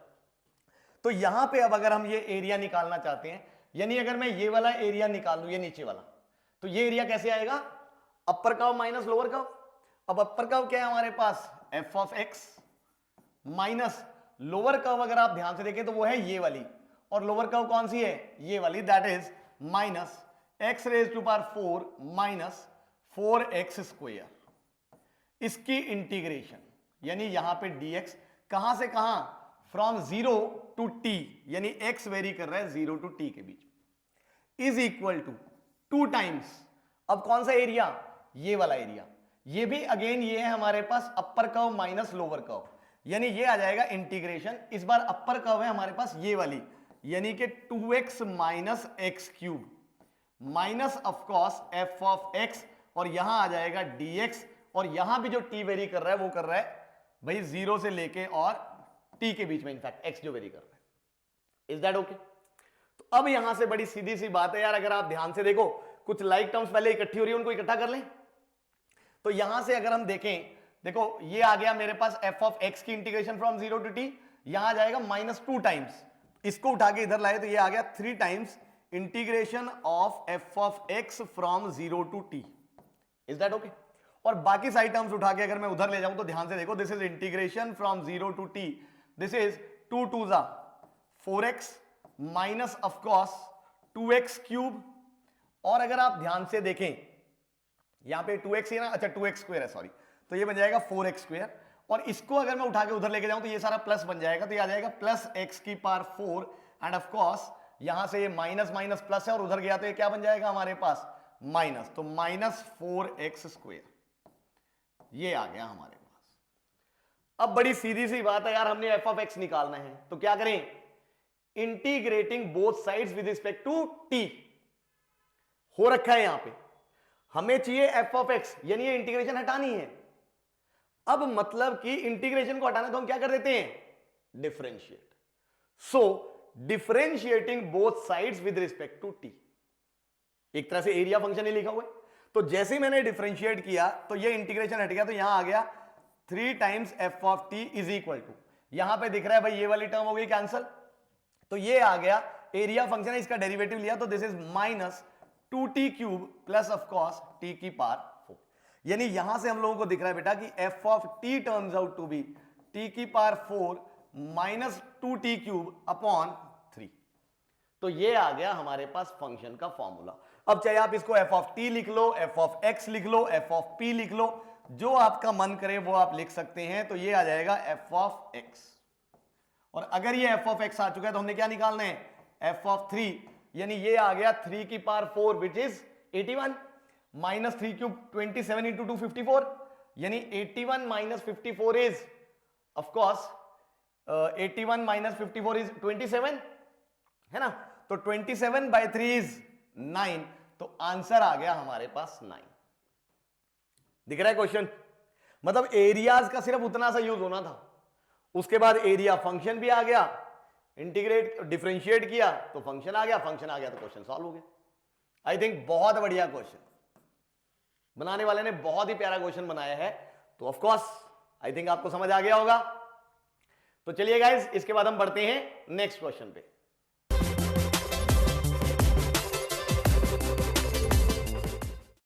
हाँ जी स्टूडेंट्स, तो ये आ गया हमारे पास नेक्स्ट क्वेश्चन। अब देखिए वो क्या कहता है, let f of x be a continuous function given by this, यानी ये फंक्शन कॉन्टिन्यूअस है, फिर area of the region in the third quadrant bounded by the curves this this and lying on the left of the line this is. भाई साहब भयंकर सा question है। तो सबसे पहले तो फंक्शन में मुझे दिख रहा है ए और बी दो अननोन है, वो अननोन निकालते हैं।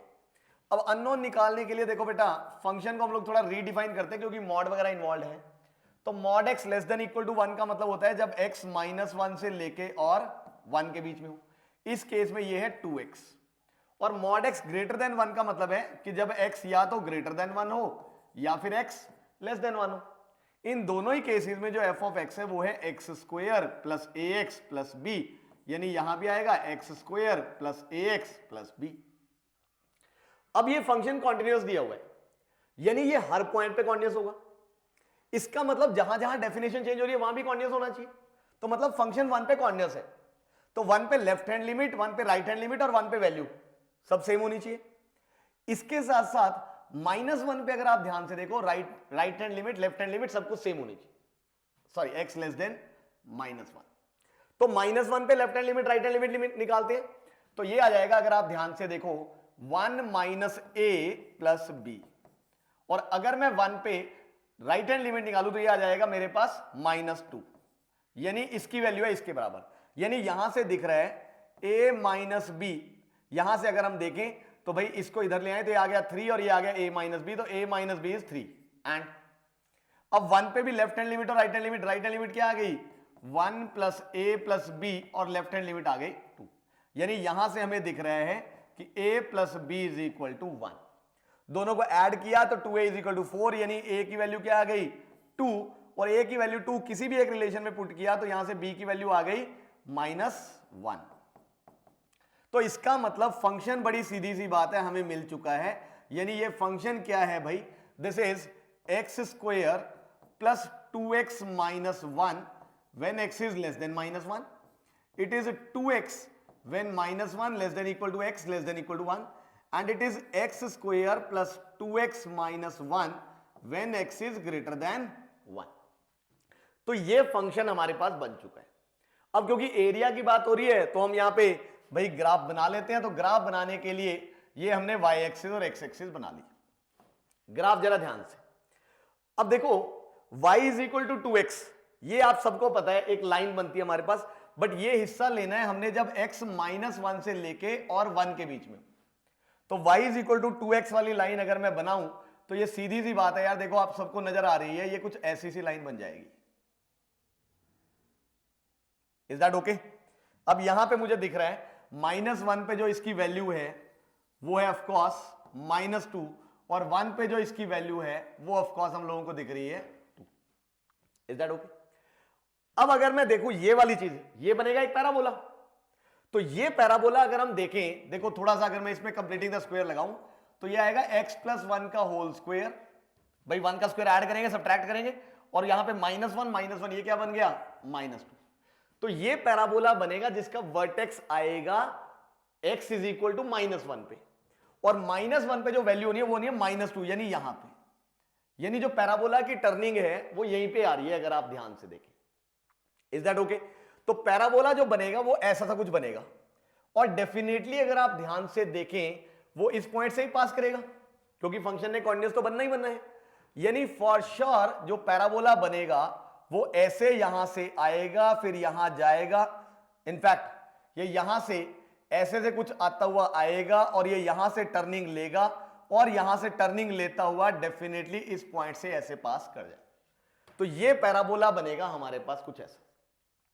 बीच वाला हिस्सा मैंने बनाया नहीं है क्योंकि -1 से 1 के बीच में डेफिनेशन चेंज हो, क्योंकि फंक्शन कॉर्डिनेट से तो बनना तो ऐसा ही है। तो ये बन गया हमारे पास f ऑफ x का ग्राफ। अब अगर हम देखें दूसरी वाली curve, that is x is equal to -2y², this is going to be a parabola, of course having vertex at origin and opening leftwards. तो ये पैराबोला कुछ ऐसा सा बनेगा। अब जब ये पैराबोला कुछ ऐसा सा बना तो कहीं इस पॉइंट से तो पास नहीं कर जाएगा। अब ये वाला पॉइंट क्या है -1, -2। चेक करो -1, -2 इस पे लाई कर रहा है कि नहीं। यानी x को रखा -1 तो ये आ गया लेफ्ट हैंड साइड -1, और y को रखा -2 तो -2 का स्क्वायर बन गया 4 इंटू, तो ये बन गया -8। यानी डेफिनेटली ये पॉइंट सेटिस्फाई नहीं कर रहा। इनफैक्ट अगर हम बनाएंगे तो ये यहां से हमें दिख रहा है कि ये पैराबोला कुछ ऐसा सा बन जाएगा। ये नीचे जो है वो ऐसे निकल जाएगा, और ऊपर जो है वो ऐसे सा बन जाएगा। तो ये आ गया हमारे पास पैराबोला। Is that okay? फिर एक लाइन की बात हो रही है x is equal to -8। Of course x is equal to -8 एक यहां पे ऐसी सी कुछ लाइन बनेगी, अगर आप ध्यान से देखें।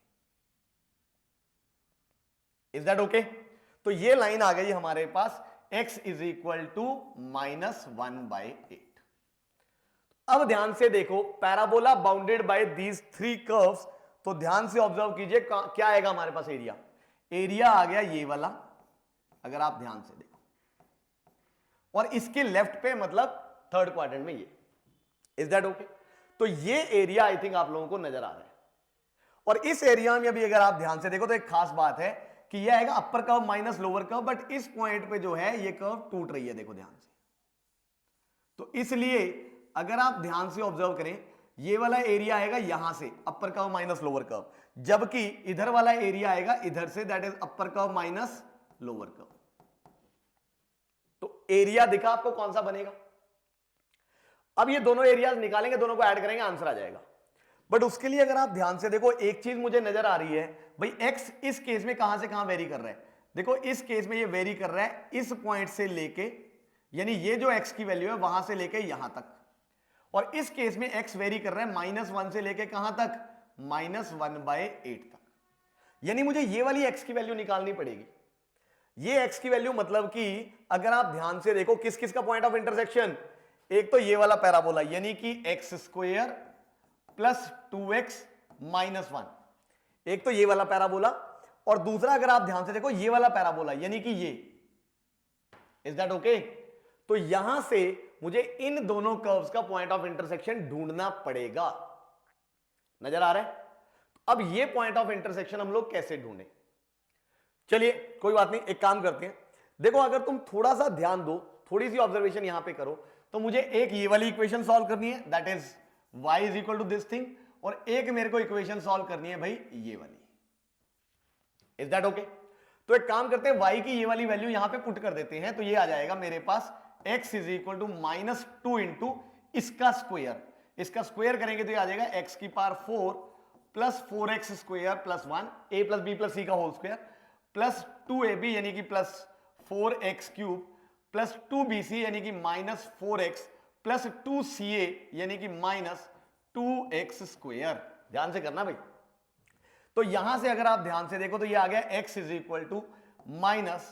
-2x⁴, और यहां पे 4x³ आया तो ये आ जाएगा -8x³, then 4x² - 2x² is 2x², और बाहर -2 तो ये आ जाएगा -4x², then this is -4x and -2 तो क्या बन जाएगा +8x, और यहां से -2 × 1 इज -1।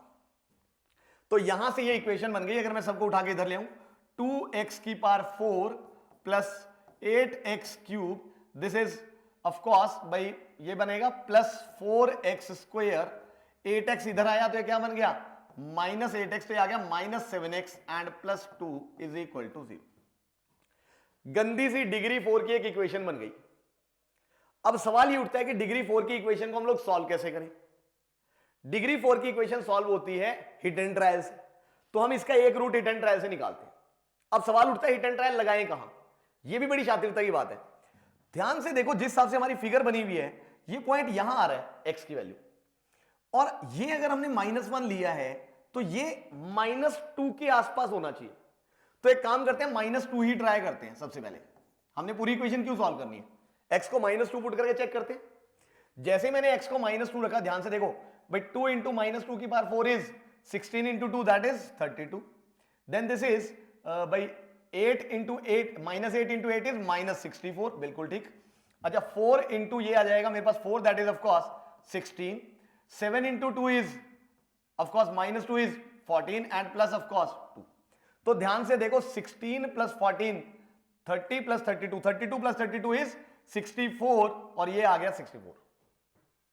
देख रहे हो, यानी हिट एंड ट्रायल से हमें पता लग गया कि भाई ये वाला पॉइंट क्या है -2। ज्यादा सोचने की जरूरत ही नहीं है। वैसे तो इनका पॉइंट ऑफ इंटरसेक्शन एक और भी है जो इधर जाके मिल रहा है, बट वो दिख रहा है काफी दूर है।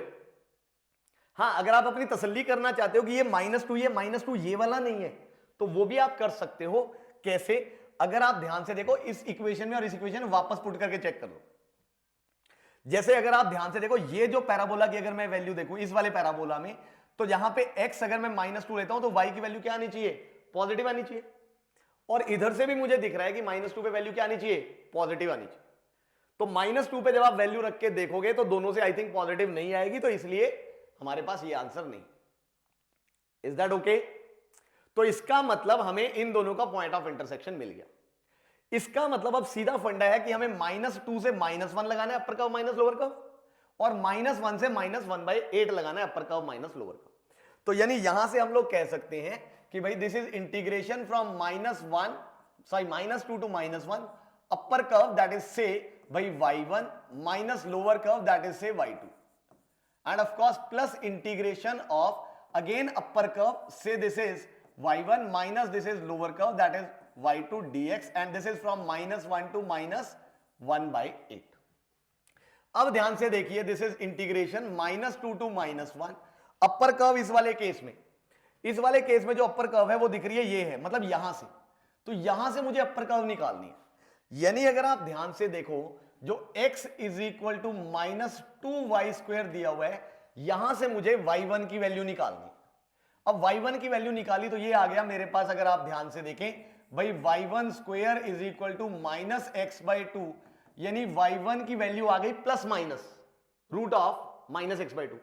और क्योंकि हमें दिख रही है जो कर्व है वो x एक्सिस के नीचे है, तो y1 की वैल्यू हम लोग क्या लेंगे यहां पे, नेगेटिव, तो इसलिए ये आ गया -√(-x/2), यानी यहां पे y1 की जगह आ गया -√(-x/2), यानी दिस -y2। अब y2 कौन सी कर्व है, ये नीचे वाली कर्व, और ये कर्व हमें दिख रही है यहां से आ रही है, तो y2 की वैल्यू हम लोग सीधा पुट कर देंगे, दैट इज भाई of course x² plus 2x minus 1, और यहां पे इस पूरे के साथ आ गया dx plus integration from -1 to -1/8, again upper curve. अब इस वाले पार्ट के लिए अगर आप ध्यान दो, अपर कर्व फिर से वही है, यानी यहां पे अगर आप ध्यान से देखो, अपर कर्व फिर से आ गई -√(-x/2) माइनस, अब जो हमारे पास लोअर कर्व है y2, वो y2 क्या आएगी, अगर आप ध्यान से देखें तो y2 हम लोगों को नजर आ रहा है कि वो है इस लाइन से, और लाइन हमारे पास है 2x, तो इसलिए यहां पे आ गया 2x और इसकी इंटीग्रेशन। आई होप क्लियर है। अब ध्यान से कीजिएगा इसकी इंटीग्रेशन को। अब देखो भाई, यहां पे सबसे पहली जो प्रॉब्लमेटिक चीज है वो ये है, यानी √(-x/2) की इंटीग्रेशन। इसको हम अलग से कर लेते हैं, √(-x/2) की इंटीग्रेशन कैसे की जाए। जब इतनी गंदी टर्म आए उसको अलग पटक दो। अब ध्यान से देखो, रूट के अंदर नेगेटिव थोड़ा कंफ्यूज करेगा, तो इसलिए मैं एक काम करता हूं, let's put -x/2 is equal to z। Is that okay? यानी यहां से x की वैल्यू आ गई -2z, यानी dx की वैल्यू आ गई -2dz, यानी ये इंटीग्रेशन बन गई बेटा -2 बाहर, और ये आ गया मेरे पास dz, और ये आ जाएगा मेरे पास √z, यानी z की पावर 1/2, तो ये आ गया -2 इंटू z की पावर 3/2 अपॉन 3/2, यानी यहां पे आ गया -4/3 इंटू z की power 3/2, and z is nothing but -x/2 की पावर 3/2। ये इंटीग्रेशन मैंने अलग से निकाल ली। अब इस इंटीग्रेशन को हम लोग यहां पे पुट करते हैं, तो जरा ध्यान से देखिएगा, ये माइनस तो बाहर आया ही आया। अच्छा, this is integration from -2 to -1, और यहां पे आ जाएगा -4/3, यानी ये बन गया 4/3 बेटा बाहर, और यहां पे इनफैक्ट इसमें तो अब हम इंटीग्रेशन लिख ही क्यों रहे हैं, ये आ जाएगा मेरे पास, ये माइनस बाहर, और यहां से अगर आप ध्यान से -4/3, यानी 4/3 इंटू इसकी इंटीग्रेशन आ गई -x/2 की होल पावर 3/2, और इसकी लिमिट्स है हमारे पास -2 से -1, माइनस x² की इंटीग्रेशन आप सबको पता है x³/3, और इसकी लिमिट्स क्या है -2 से -1, देन -2x, तो -2x की इंटीग्रेशन इज -2x²/2, यानी कि -x², और लिमिट्स क्या है -2 से -1, then minus minus plus plus 1 की integration is x, and limits are -2 से -1। आई थिंक नजर आ रहा है ध्यान से। फिर उसके बाद अगेन इसकी इंटीग्रेशन। अब जब यहां पे हमें दिख रहा है कि ये माइनस आ जाएगा, देखो ध्यान से, तो ये माइनस बाहर, और अब इसकी इंटीग्रेशन हमने पुट कर दी, तो ये -4/3, तो ये बन गया 4/3 इंटू -x/2 की होल पावर 3/2। ऑफकोर्स अब इसकी जो लिमिट्स है इस केस में वो है -1 से लेके -1/8, और यहां पे आ गया -2 इंटू x²/2, यानी कि x², और इसकी लिमिट है -1 से लेके और -1/8 के बीच। तो ये हमने एक ही स्टेप में सारी की सारी इंटीग्रेशंस कर डाली। अब लिमिट्स ध्यान से पुट कीजिएगा, देखिएगा जरा, दिस इज 4/3 इंटू, अगर आप ध्यान से देखें ये -1/2 एज इट इज रखो, x की जगह हम पुट करेंगे -1, तो ये आ गया -1, माइनस लोअर लिमिट पुट करी -2, तो क्या बन गया +2। इज दैट इनफैक्ट सॉरी थोड़ी सी गलती हो गई भाई, -1 यहां पे आ गया मेरे पास, x की जगह -1, यही आएगा ना, -1, हाँ ठीक है सॉरी मेरे से गलती हो गई। तो यहां पे अगर हम ध्यान से देखें भाई ये क्या बना है हमारे पास, ये जब हम लिमिट्स पुट करेंगे तो ये आ जाएगा मेरे पास -1/2, यानी कि x की जगह -1 रखेंगे तो माइनस माइनस ये क्या बन जाएगा, प्लस, है ना। तो ये बन जाएगा मेरे पास 1/2 की पावर ऑफ कॉस 3/2, फिर माइनस, फिर हमने x की जगह रखी लोअर लिमिट रखेंगे तो -2/-2 इज 1, तो 1 की power 3/2 is that okay. Sorry, मेरे से लिमिट गलत रखी गई थी क्योंकि हमने x की जगह रखना था ना, तो ये ऐसे रखा। फिर उसके बाद यहां पे आ गया माइनस, अब यहां पे 1/3 एज इट इज, x की जगह -1 रखा, -1 का cube is -1, then minus, x की जगह -2 रखा, -2 का क्यूब इज -8, तो ये बन जाएगा +8, देन दिस इज माइनस, अब x की जगह रखा हमने -1, तो -1 का स्क्वायर इज 1, -2 का स्क्वायर रखा तो दैट इज 4, तो ये आ गया ये, प्लस x की जगह -1, देन माइनस x की जगह -2, तो ये बन गया +2, अब प्लस अगेन 4/3, अब हम x की जगह रखेंगे -1/8, तो ये ध्यान से देखो क्या बन जाएगा 1/16 की whole power 3/2, minus lower limit हमने रखी -1, तो x की जगह -1 रखने पे ये क्या आ गया 1/2 की power 3/2, is that okay. I think ये नजर आ रहा है। फिर उसके बाद माइनस, अब यहां पे अगर आप ध्यान से देखें x², यानी इसकी जगह रखा तो ये आ जाएगा 1/64, माइनस x की जगह रखेंगे 1 का square is 1। I hope clear.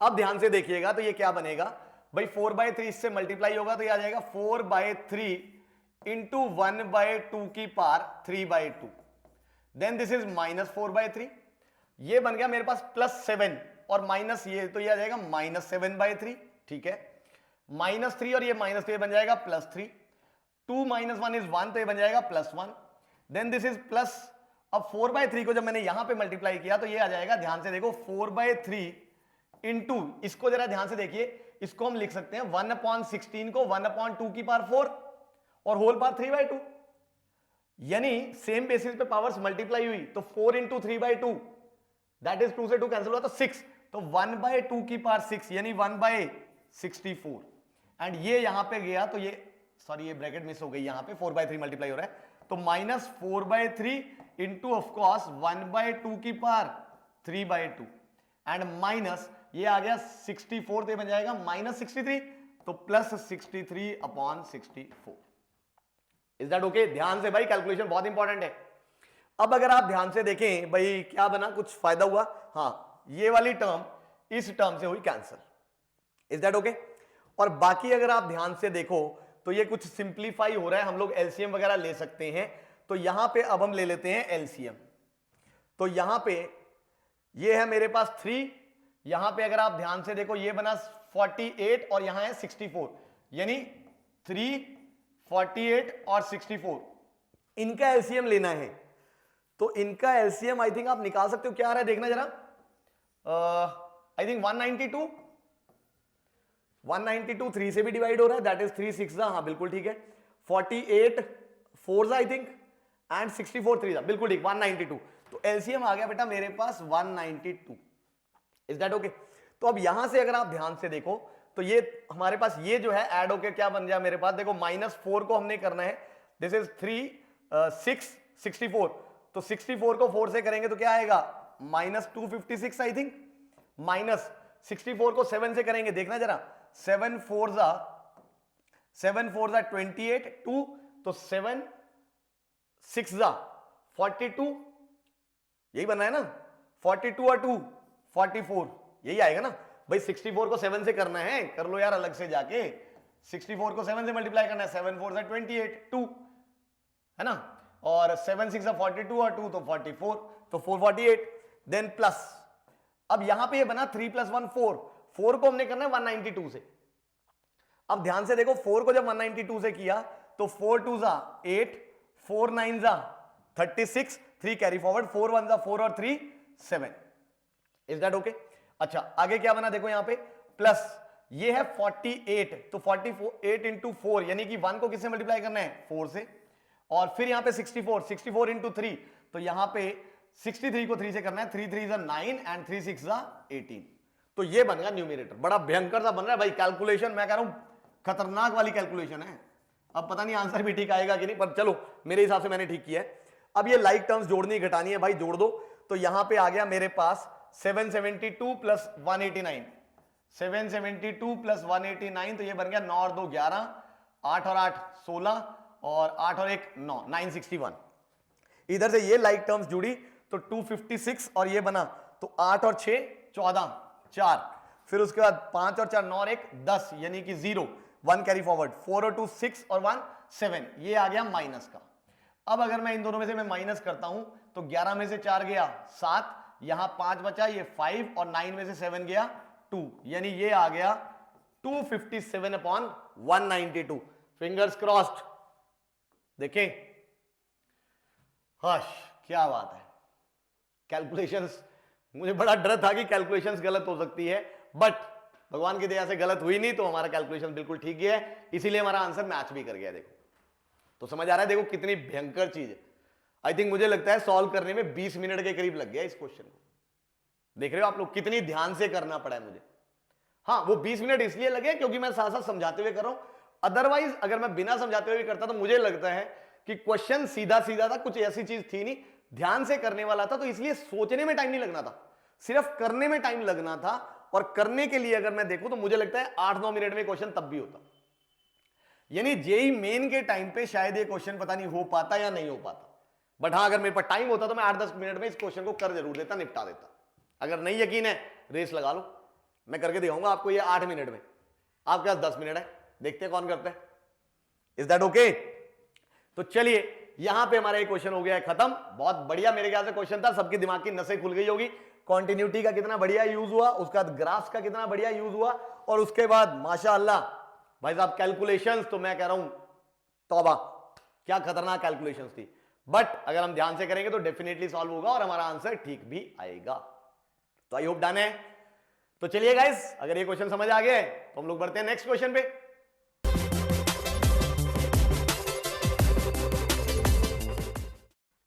हाँ जी फ्रेंड्स, तो ये आ गया हमारे पास नेक्स्ट क्वेश्चन। अब देखिए वो इसमें क्या कहता है, write the area defined by this where -1 less than equal to x, y less than equal to 3 in the xy plane. यहां पे ये जो लिखा हुआ है जिंट फंक्शन, ग्रेटेस्ट इंटीजर फंक्शन, यानी वो कह रहे हैं कि जिंट ऑफ x प्लस जिंट of y is equal to 1 के बराबर है। और इस इनइक्वालिटी का मतलब है कि x की वैल्यू भी -1 से 3 के बीच में है और y की वैल्यू भी -1 से और 3 के बीच में। तो यहां से ये वाला एरिया निकालना है। अब देखो ये बड़ी सिंपल सी चीज है, क्योंकि जिंट फंक्शन हमें पता है तो इंटीजर ही होता है, और ये x के बाउंड्स दिए हैं x और y के, तो हम इजीली ये निकाल सकते हैं। जैसे मान लो मैंने x को ले लिया -1 से लेके और 0 के बीच में, उस केस में दिख रहा है उसका जिंट आएगा -1, यानी इसकी साइड चेंज करी तो जिंट ऑफ y क्या आ गया मेरे पास, -1 उधर गया तो +1 बना तो क्या आ गया 2, यानी यहां से दिख रहा है y की वैल्यू क्या आ जाएगी 2 से लेके और 3 के बीच में। यानी अगर मैं यहां पे ये एरिया बनाऊं, ध्यान से देखिएगा, x एक्सिस y एक्सिस मैंने यहां पे ली, तो सपोज ये है हमारे पास 0, मैं मार्क कर लेता हूं, ये है 1, ये है 2, ये है 3, ये है 4, यहां पे सपोज ये 1, ये 2, फिर ये 3, फिर ये 4, ऐसे ये -1, ये -2, ये -3, ये फिर -4, और यहां भी -1, -2, -3, -4। अब देखिए जब x -1 से 0 के बीच में है तो ध्यान से देखो हमने y की कौन सी वैल्यूज लेनी है 2 to 3, 2 से लेके और 3 के बीच में, यानी जब x वैल्यूज लेगा ये वाली सारी तो y वैल्यूज लेगा ये वाली, तो इसके कॉरेस्पॉन्डिंग कौन से सारे पॉइंट्स आएंगे, अगर आप ध्यान से देखो पॉइंट्स आएंगे, अगर आप ध्यान दो तो ये वाले सारे, बोलो नजर आ रही है ये वाली चीज, तो ये वो सारे पॉइंट्स आ गए जिसके लिए x जब -1 से 0 के बीच में है तो y जो है उस केस में 2 से 3 के बीच, यानी मुझे ये वाले सारे पॉइंट्स का एरिया चाहिए। फिर इसके साथ साथ अगर आप ध्यान से देखो ऐसे ही मैं और आगे पुट करता जाऊं, जैसे मैंने x को ले लिया 0 से लेके 1 के बीच में, तो उसका जो जिंट है वो आ गया 0, यानी जिंट ऑफ y किसके इक्वल आ गया यहाँ पे 1 के इक्वल, यानी कि y की वैल्यू मुझे दिख रही है यहाँ पे, अगर मैं कहूं तो 1 से लेकर किसके बीच में भाई 2 के बीच में, यानी जब x 0 से 1 के बीच में है तो y की वैल्यू है 1 से 2, तो यहां पे कौन सा एरिया बनेगा, तो अगर आप ध्यान से देखो ये वाले सारे पॉइंट्स, यानी ये यहां एरिया बन गया भाई ये वाला, तो मुझे ये वाला एरिया भी चाहिए। फिर अगर आप ध्यान से देखें, हम ऐसे ही आगे बढ़ते जाएं, तो भाई x चाहिए हमें 1 से लेके और 2 के बीच में। सपोज इस केस में जिंट x आएगा 1, तो यहां से जिंट ऑफ y क्या आ गया हमारे पास, ऑफ कोर्स 0। यानी यहां से y क्या जाएगा हमारे पास, 0 से लेके और 1 के बीच में। यानी जब x 1 से लेके 2 के बीच में है तो y की वैल्यू है 0 से 1 के बीच में। यानी कौन से सारे पॉइंट्स आए, अगर आप ध्यान से देखो, मैं एरिया बनाऊं तो ऑफ कोर्स ये वाला एरिया। आई थिंक नजर आ रहा है सभी को, तो ये वाला एरिया आ गया। फिर ऐसे ही अगर हम और आगे चलते जाएं तो यहां पे हमें दिख रहा है जब x 2 से लेके और 3 के बीच में है, उस केस में अगर आप ध्यान से देखो, जिंट आएगा, जिंट ऑफ x इज 2, उधर साइड चेंज करिए तो 1 - 2 इज -1, यानी जिंट ऑफ y आ गया मेरे पास उस केस में -1, यानी y की वैल्यू आ गई बेटा -1 से लेके और 0 के बीच में। यानी जब x 2 से 3 के बीच में है तो y की वैल्यू आ रही है -1 से 0, यानी ये। तो कौन से सारे पॉइंट्स आए, कौन सा एरिया बना, वो एरिया बन गया बेटा ये वाला। अगर आप ध्यान से देखें तो ये है वो वाला required area. Is that okay? अब और आगे अगर हम चलें तो क्योंकि हम लोगों को दिख रहा है कि जो x है वो 3 तक जा रहा है, तो अगर मैं x को ले लेता हूं इस केस में 3, तो जैसे मैंने x को 3 लिया उसका जिंट भी 3 आएगा, तो उधर जाके तो जिंट ऑफ y क्या बन गया हमारे पास, जिंट ऑफ y बन जाएगा -2। यानी इस केस में जो y की वैल्यू है वो आ जाएगी मेरे पास -2 से लेके एंड ऑफ कोर्स -1 के बीच। यानी जब x 3 है इसके कॉरेस्पॉन्डिंग -2 से लेके और ये वाली। Is that okay? सॉरी, -1 से -2 से -1, यानी ये वाली। तो ध्यान से देखो, क्योंकि यहां पे सिर्फ x की एक ही पॉइंट है, तो इसके कॉरेस्पॉन्डिंग अगर ये वैल्यू आ रही है तो एरिया सिर्फ ये बनेगा, this a point. And of course अगर ये एक डिस्क्रीट पॉइंट है तो इसका एरिया तो 0 ही है। Is that okay? तो इसलिए इसके एरिया को हमें काउंट करने की जरूरत नहीं है। तो ये है। अब इससे आगे हमें दिख रहा है x जा नहीं सकता, यानी अगर x और कुछ नहीं हो सकता है, जब हमने x की सारी वैल्यूज एग्जॉस्ट कर ली है, y ऑटोमेटिकली उसके कॉरस्पॉन्डिंग एग्जॉस्ट हो चुके हैं, यानी y भी अगर आप ध्यान से देखो इससे पीछे जा नहीं पाएगा। तो इसका मतलब ये जो मैंने रेड पोर्शन में जो बनाया है ये है रिक्वायर्ड एरिया जो हमने निकालना है। एंड अगर आप ध्यान से ऑब्जर्व करो बेटा, ये रिक्वायर्ड एरिया तो बिना कोई रिजल्ट लगाए सीधा दिख रहा है। 4 स्क्वायर्स बन रहे हैं विद ईच साइड 1, और इनका एरिया निकालना है। तो बोलो कितना हुआ हर एक का एरिया? 1। 4 स्क्वायर, तो इसलिए आंसर क्या आ गया मेरे पास? 4। क्वेश्चन हो गया खत्म। समझ आया? यानी एरियाज का क्वेश्चन है, बट एक्चुअली एरिया का कोई कॉन्सेप्ट लग ही नहीं रहा है। सिर्फ अगर हमने शेडिंग ढंग से करी है तो हमारा क्वेश्चन वैसे ही ज्योमेट्री से आंसर आ जाएगा, ज्योमेट्री से सॉल्व हो जाएगा। कई बार ध्यान से ऐसे क्वेश्चन भी पूछे जा सकते हैं, क्योंकि ये जेंट जोइंट जैसा मैंने पहले ही बताया कई बार कि भाई ये पीस वाइज टूटते हैं और इनको बड़े ध्यान से तोड़ के और सोच समझ के करना पड़ता है हम लोगों को। सो आई होप डन। चलिए फिर बढ़ते हैं इसके बाद नेक्स्ट क्वेश्चन पे।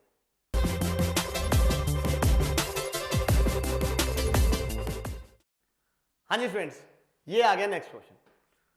वो कहता है for the hyperbola this where k is the absolute value of a, ठीक है, for which the area bounded by the curve this and the lines y is equal to 0, x equal to 0 and x is equal to 1 is least eccentricity is. यानी इस hyperbola की हमें eccentricity निकालनी। Now of course this hyperbola is of the type x square by a square minus y square by b square is equal to 1। Usually यही होता है hyperbola. और eccentricity निकालने के लिए हमें एक रिलेशनशिप पता होता है, b square is equal to a square into e square minus 1। So क्योंकि हाइपरबोला की इक्वेशन में हमें ये चीज पता है, यानी b स्क्वायर तो हम लोगों को पता है यहां से, जो y स्क्वायर के नीचे लिखा हुआ है that is 9/8। And of course यहां से जो ये जो a स्क्वायर है ये हमें दिख रहा है किसके इक्वल है? k square. यानी अगर यहां से k स्क्वायर निकल आए तो बात बन जाएगी। और अगर आप ध्यान से देखो तो k क्या है?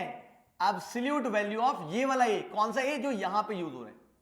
ध्यान से, ये तो हमें क्योंकि हाइपरबोला की इक्वेशन यूजुअली ऐसे लिखने की आदत है, ये वाला a और ये वाला a सेम नहीं है, कंफ्यूज मत हो जाना। तो कुल मिला के हमें ये वाला a चाहिए, a मिल जाएगा तो यहां से k आ जाएगा, बात खत्म। Is that okay? तो अब सवाल ये उठता है कि हम ये a कैसे निकालें। देखो वो कह रहा है area bounded by this curve, तो हम इस कर्व का एरिया निकाल लेते हैं।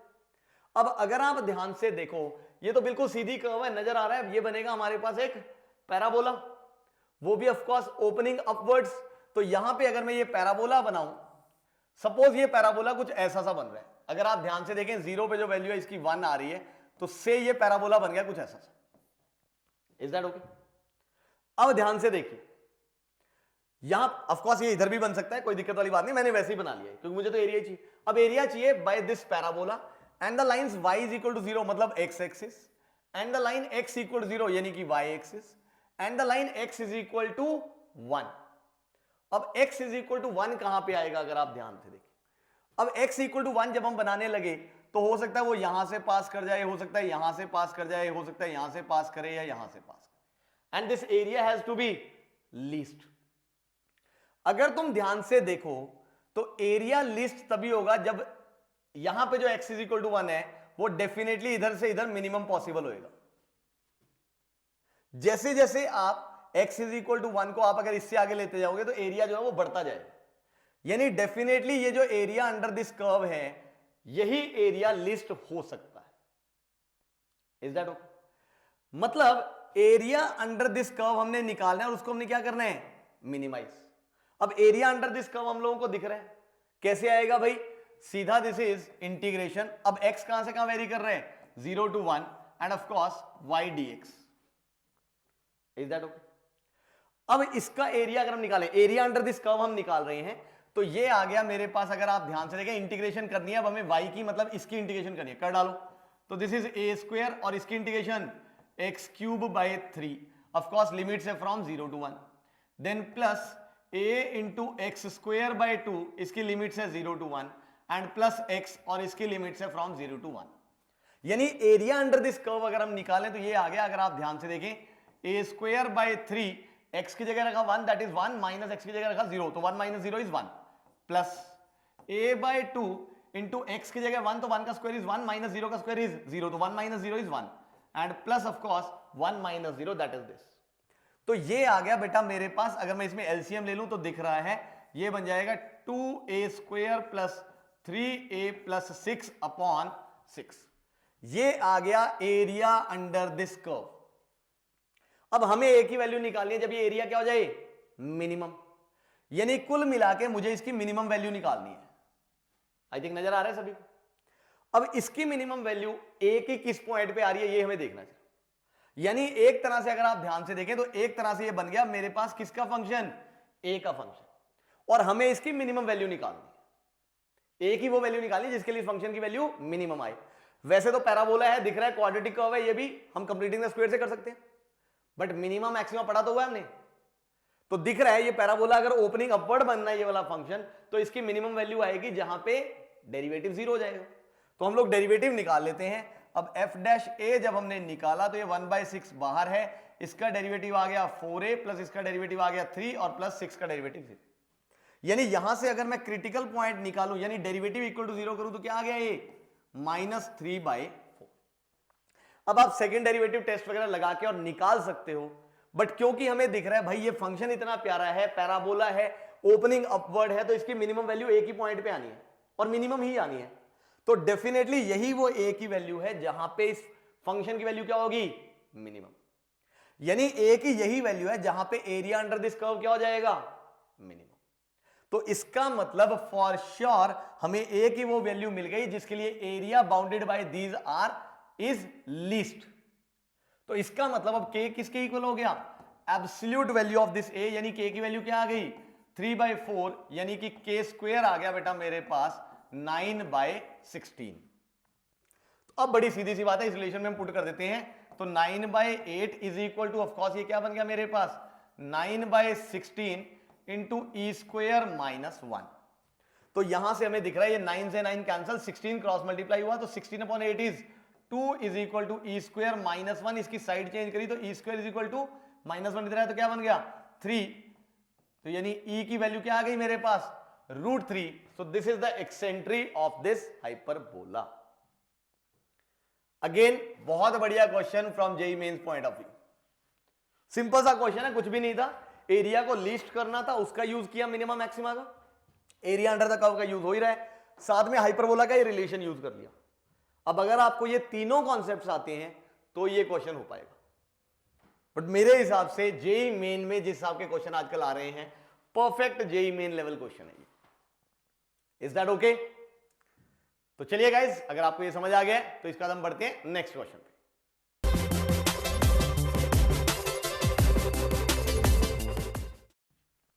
हाँ जी स्टूडेंट्स, ये आ गया नेक्स्ट क्वेश्चन। वो कहता है write the area of the region bounded by this inequality. अब बड़ी खतरनाक सी इनइक्वालिटी है। एक काम करते हैं, पहले इक्वालिटी पे काम करते हैं। यानी पहले हमने ये ले लिया x square plus y square greater than equal to 4, यानी x square plus y square is equal to 4। एक तो इसकी बात हो रही है, एंड इसके साथ साथ दूसरी बात हो रही है x square plus y square is less than और equal to 2 times mod x plus mod y. यानी यहां से अगर मैं इक्वालिटी ले लूं तो यह आ जाएगा x square plus y square is equal to 2 times mod x plus mod y. तो पहले ये इक्वालिटी प्लॉट करते हैं। अब ये प्लॉट करने के लिए आई थिंक आप सबको दिख रहा है भाई, ये बन रहा है हमारे पास एक circle having centre at origin and of course radius as 2। यानी यहां पे अगर आप ध्यान से देखो, हम ये एक सर्कल बना लेते हैं। तो ये मैंने बना लिया एक सर्कल। अब इसमें ऑफ कोर्स ये है 2, ये भी पॉइंट है 2, ये है -2 और ये है -2। अब यहां से वो कह रहे हैं x square plus y square greater than equal to 4। यानी वो सारे पॉइंट्स जो या तो सर्कल के ऊपर है या फिर सर्कल के बाहर है, इनकी बात हो रही है। तो इस इनइक्वालिटी का मतलब है ये बाहर वाले सारे पॉइंट्स। अब हम इसकी बात करते हैं, इसको प्लॉट करते हैं। देखो ध्यान से, वैसे यहां पे अगर आप इसको ऑब्जर्व करो तो इसमें चाहे आप x की जगह -x रखो, चाहे y की जगह -y रखो, दिख रहा है दिस कर्व रिमेन्स सेम। इसका मतलब अगर ये कंडीशन सेटिस्फाई हो रही है तो हम कह सकते हैं curve is symmetric about x axis as well as y axis, दोनों के अबाउट सिमेट्रिक है। तो इसका मतलब अगर दोनों के अबाउट सिमेट्रिक बनना है तो एक काम करते हैं, हम सिर्फ फर्स्ट क्वाड्रेंट में बनाते हैं और उसको 4 से मल्टीप्लाई कर देंगे। तो फर्स्ट क्वाड्रेंट का एरिया जब हमने बनाना है, यानी कि x और y दोनों ही हम क्या ले रहे हैं, ग्रेटर देन इक्वल टू 0, उस केस में mod opens with positive sign, तो ये आ जाएगा x square plus y square -2x -2y equal to 0। भाई मॉड मैंने ओपन कर दिया और इधर ले आया। ये भी आई थिंक आप लोगों को नजर आ रहा है, एक सर्कल बन रहा है। सर्कल जिसका सेंटर कहां पे है, 1,1 पे, और जिसका रेडियस है √2। सेंटर है 1,1, यानी कि डेफिनेटली यहां पे है सेंटर, यहां पे, और रेडियस है 1,1, और दिख रहा है इसको ओरिजिन भी तो सेटिस्फाई कर रहा है, यानी सर्कल यहां से ही पास करेगा। इसके साथ साथ इन दोनों पॉइंट्स से भी ये वाला सर्कल पास करेगा फॉर श्योर। बोलो दिख रहा है कि नहीं? अब हम ये सर्कल बना लेते हैं। तो जैसे ही मैंने ये सर्कल बनाया, देखिए ध्यान से, तो ये सर्कल बन गया कुछ ऐसा सा। Is that okay? अब हमें चाहिए ये वाली इनइक्वालिटी, यानी अगर आप ध्यान से देखो इस सर्कल के, ये जो छोटा सर्कल बन रहा है, इसके अंदर के सारे पॉइंट्स, यानी इस बड़े वाले सर्कल के बाहर के सारे पॉइंट्स और इस सर्कल के अंदर के सारे पॉइंट्स, वो सारे वाला रीजन चाहिए हमारे को। तो आई थिंक आपको वो रीजन अब नजर आ रहा है, बड़े वाले सर्कल के बाहर, छोटे वाले सर्कल के अंदर। तो वो रिक्वायर्ड रीजन है बेटा ये वाला। तो हमें कुल मिला के ये वाला एरिया चाहिए। आई होप ड्रॉ करना अपने आप में इस एरिया को, वो भी अपने आप में चैलेंजिंग है। तो आपको समझ आ गया होगा कैसे बनाइए। अब यहां से अगर आप ध्यान से देखो, ये एरिया निकालें कैसे। निकालने के 2-3 तरीके हो सकते हैं मेरे हिसाब से। जो सबसे पहला तरीका जो मेरे को नजर आ रहा है वो है कि हम upper curve minus lower curve लगाएं। But upper curve minus lower curve लगाते हुए हमें एक चीज का ध्यान रखना है कि देखो, अगर मैं इस पॉइंट से ऐसे प्लॉट कर दूं तो जब x 0 से लेके यहां तक वेरी करेगा तब तो दिख रहा है ये अपर कर्व माइनस लोअर कर्व है। फिर ये वाला एरिया हमें अलग से निकालना पड़ेगा। तो एक तो तरीका है कि हम ये वाला एरिया निकाल लें अपर माइनस लोअर करके, और फिर ये वाला एरिया निकाल लें राइट माइनस लेफ्ट करके। तो आई थिंक ये वाला जो मेथड है वो आप लोगों को नजर आ रहा है। ऐसे मिल सकता है एरिया, कोई दिक्कत वाली बात नहीं, बट वो दिख रहा है बहुत कॉम्प्लिकेटेड हो जाएगा। और क्या हो सकता है? और अगर आप ध्यान से देखें, पहले मैं इसको सारे को थोड़ा डिलीट कर देता हूं ताकि गंदा सा ना लगे। भाई ये सारे पॉइंट्स मैं हटा देता हूं फॉर द टाइमिंग। चलिए, तो अब और अगर आप ध्यान से देखो हम लोग एरिया कैसे निकाल सकते हैं। देखो बड़ी सीधी सी बात है यार, अगर ये एरिया निकालना है तो इसका तरीका और एक और भी हो सकता है। कैसे कि अगर मैं यहां पे देखिएगा जरा, इन दोनों पॉइंट्स को ज्वाइन कर दूं, इसको और इसको ज्वाइन करूं तो डेफिनेटली सेंटर से पास करेगा। आई थिंक ये नजर आ रहा है कि नहीं। अब अगर मैं ये वाला पूरा एरिया निकाल लूं, ये वाला अगर मैं इसको ग्रीन से शेड कर दूं तो सपोज ये वाला, तो ये एरिया शायद आप लोगों को नजर आ रहा है। This is area of a semi circle, area of this semi circle. बोलो दिख रहा है कि नहीं। तो अगर मैं ये एरिया ऑफ सेमी सर्कल निकाल लूं,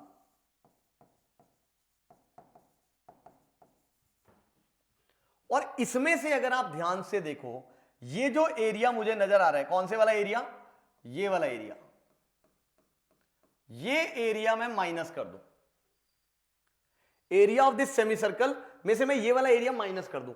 अब ये इस बड़े वाले सर्कल के रिस्पेक्ट में देखो ये क्या है, एरिया ऑफ सेगमेंट। बोलो दिख रहा है कि नहीं। तो एरिया ऑफ माइनर सेगमेंट,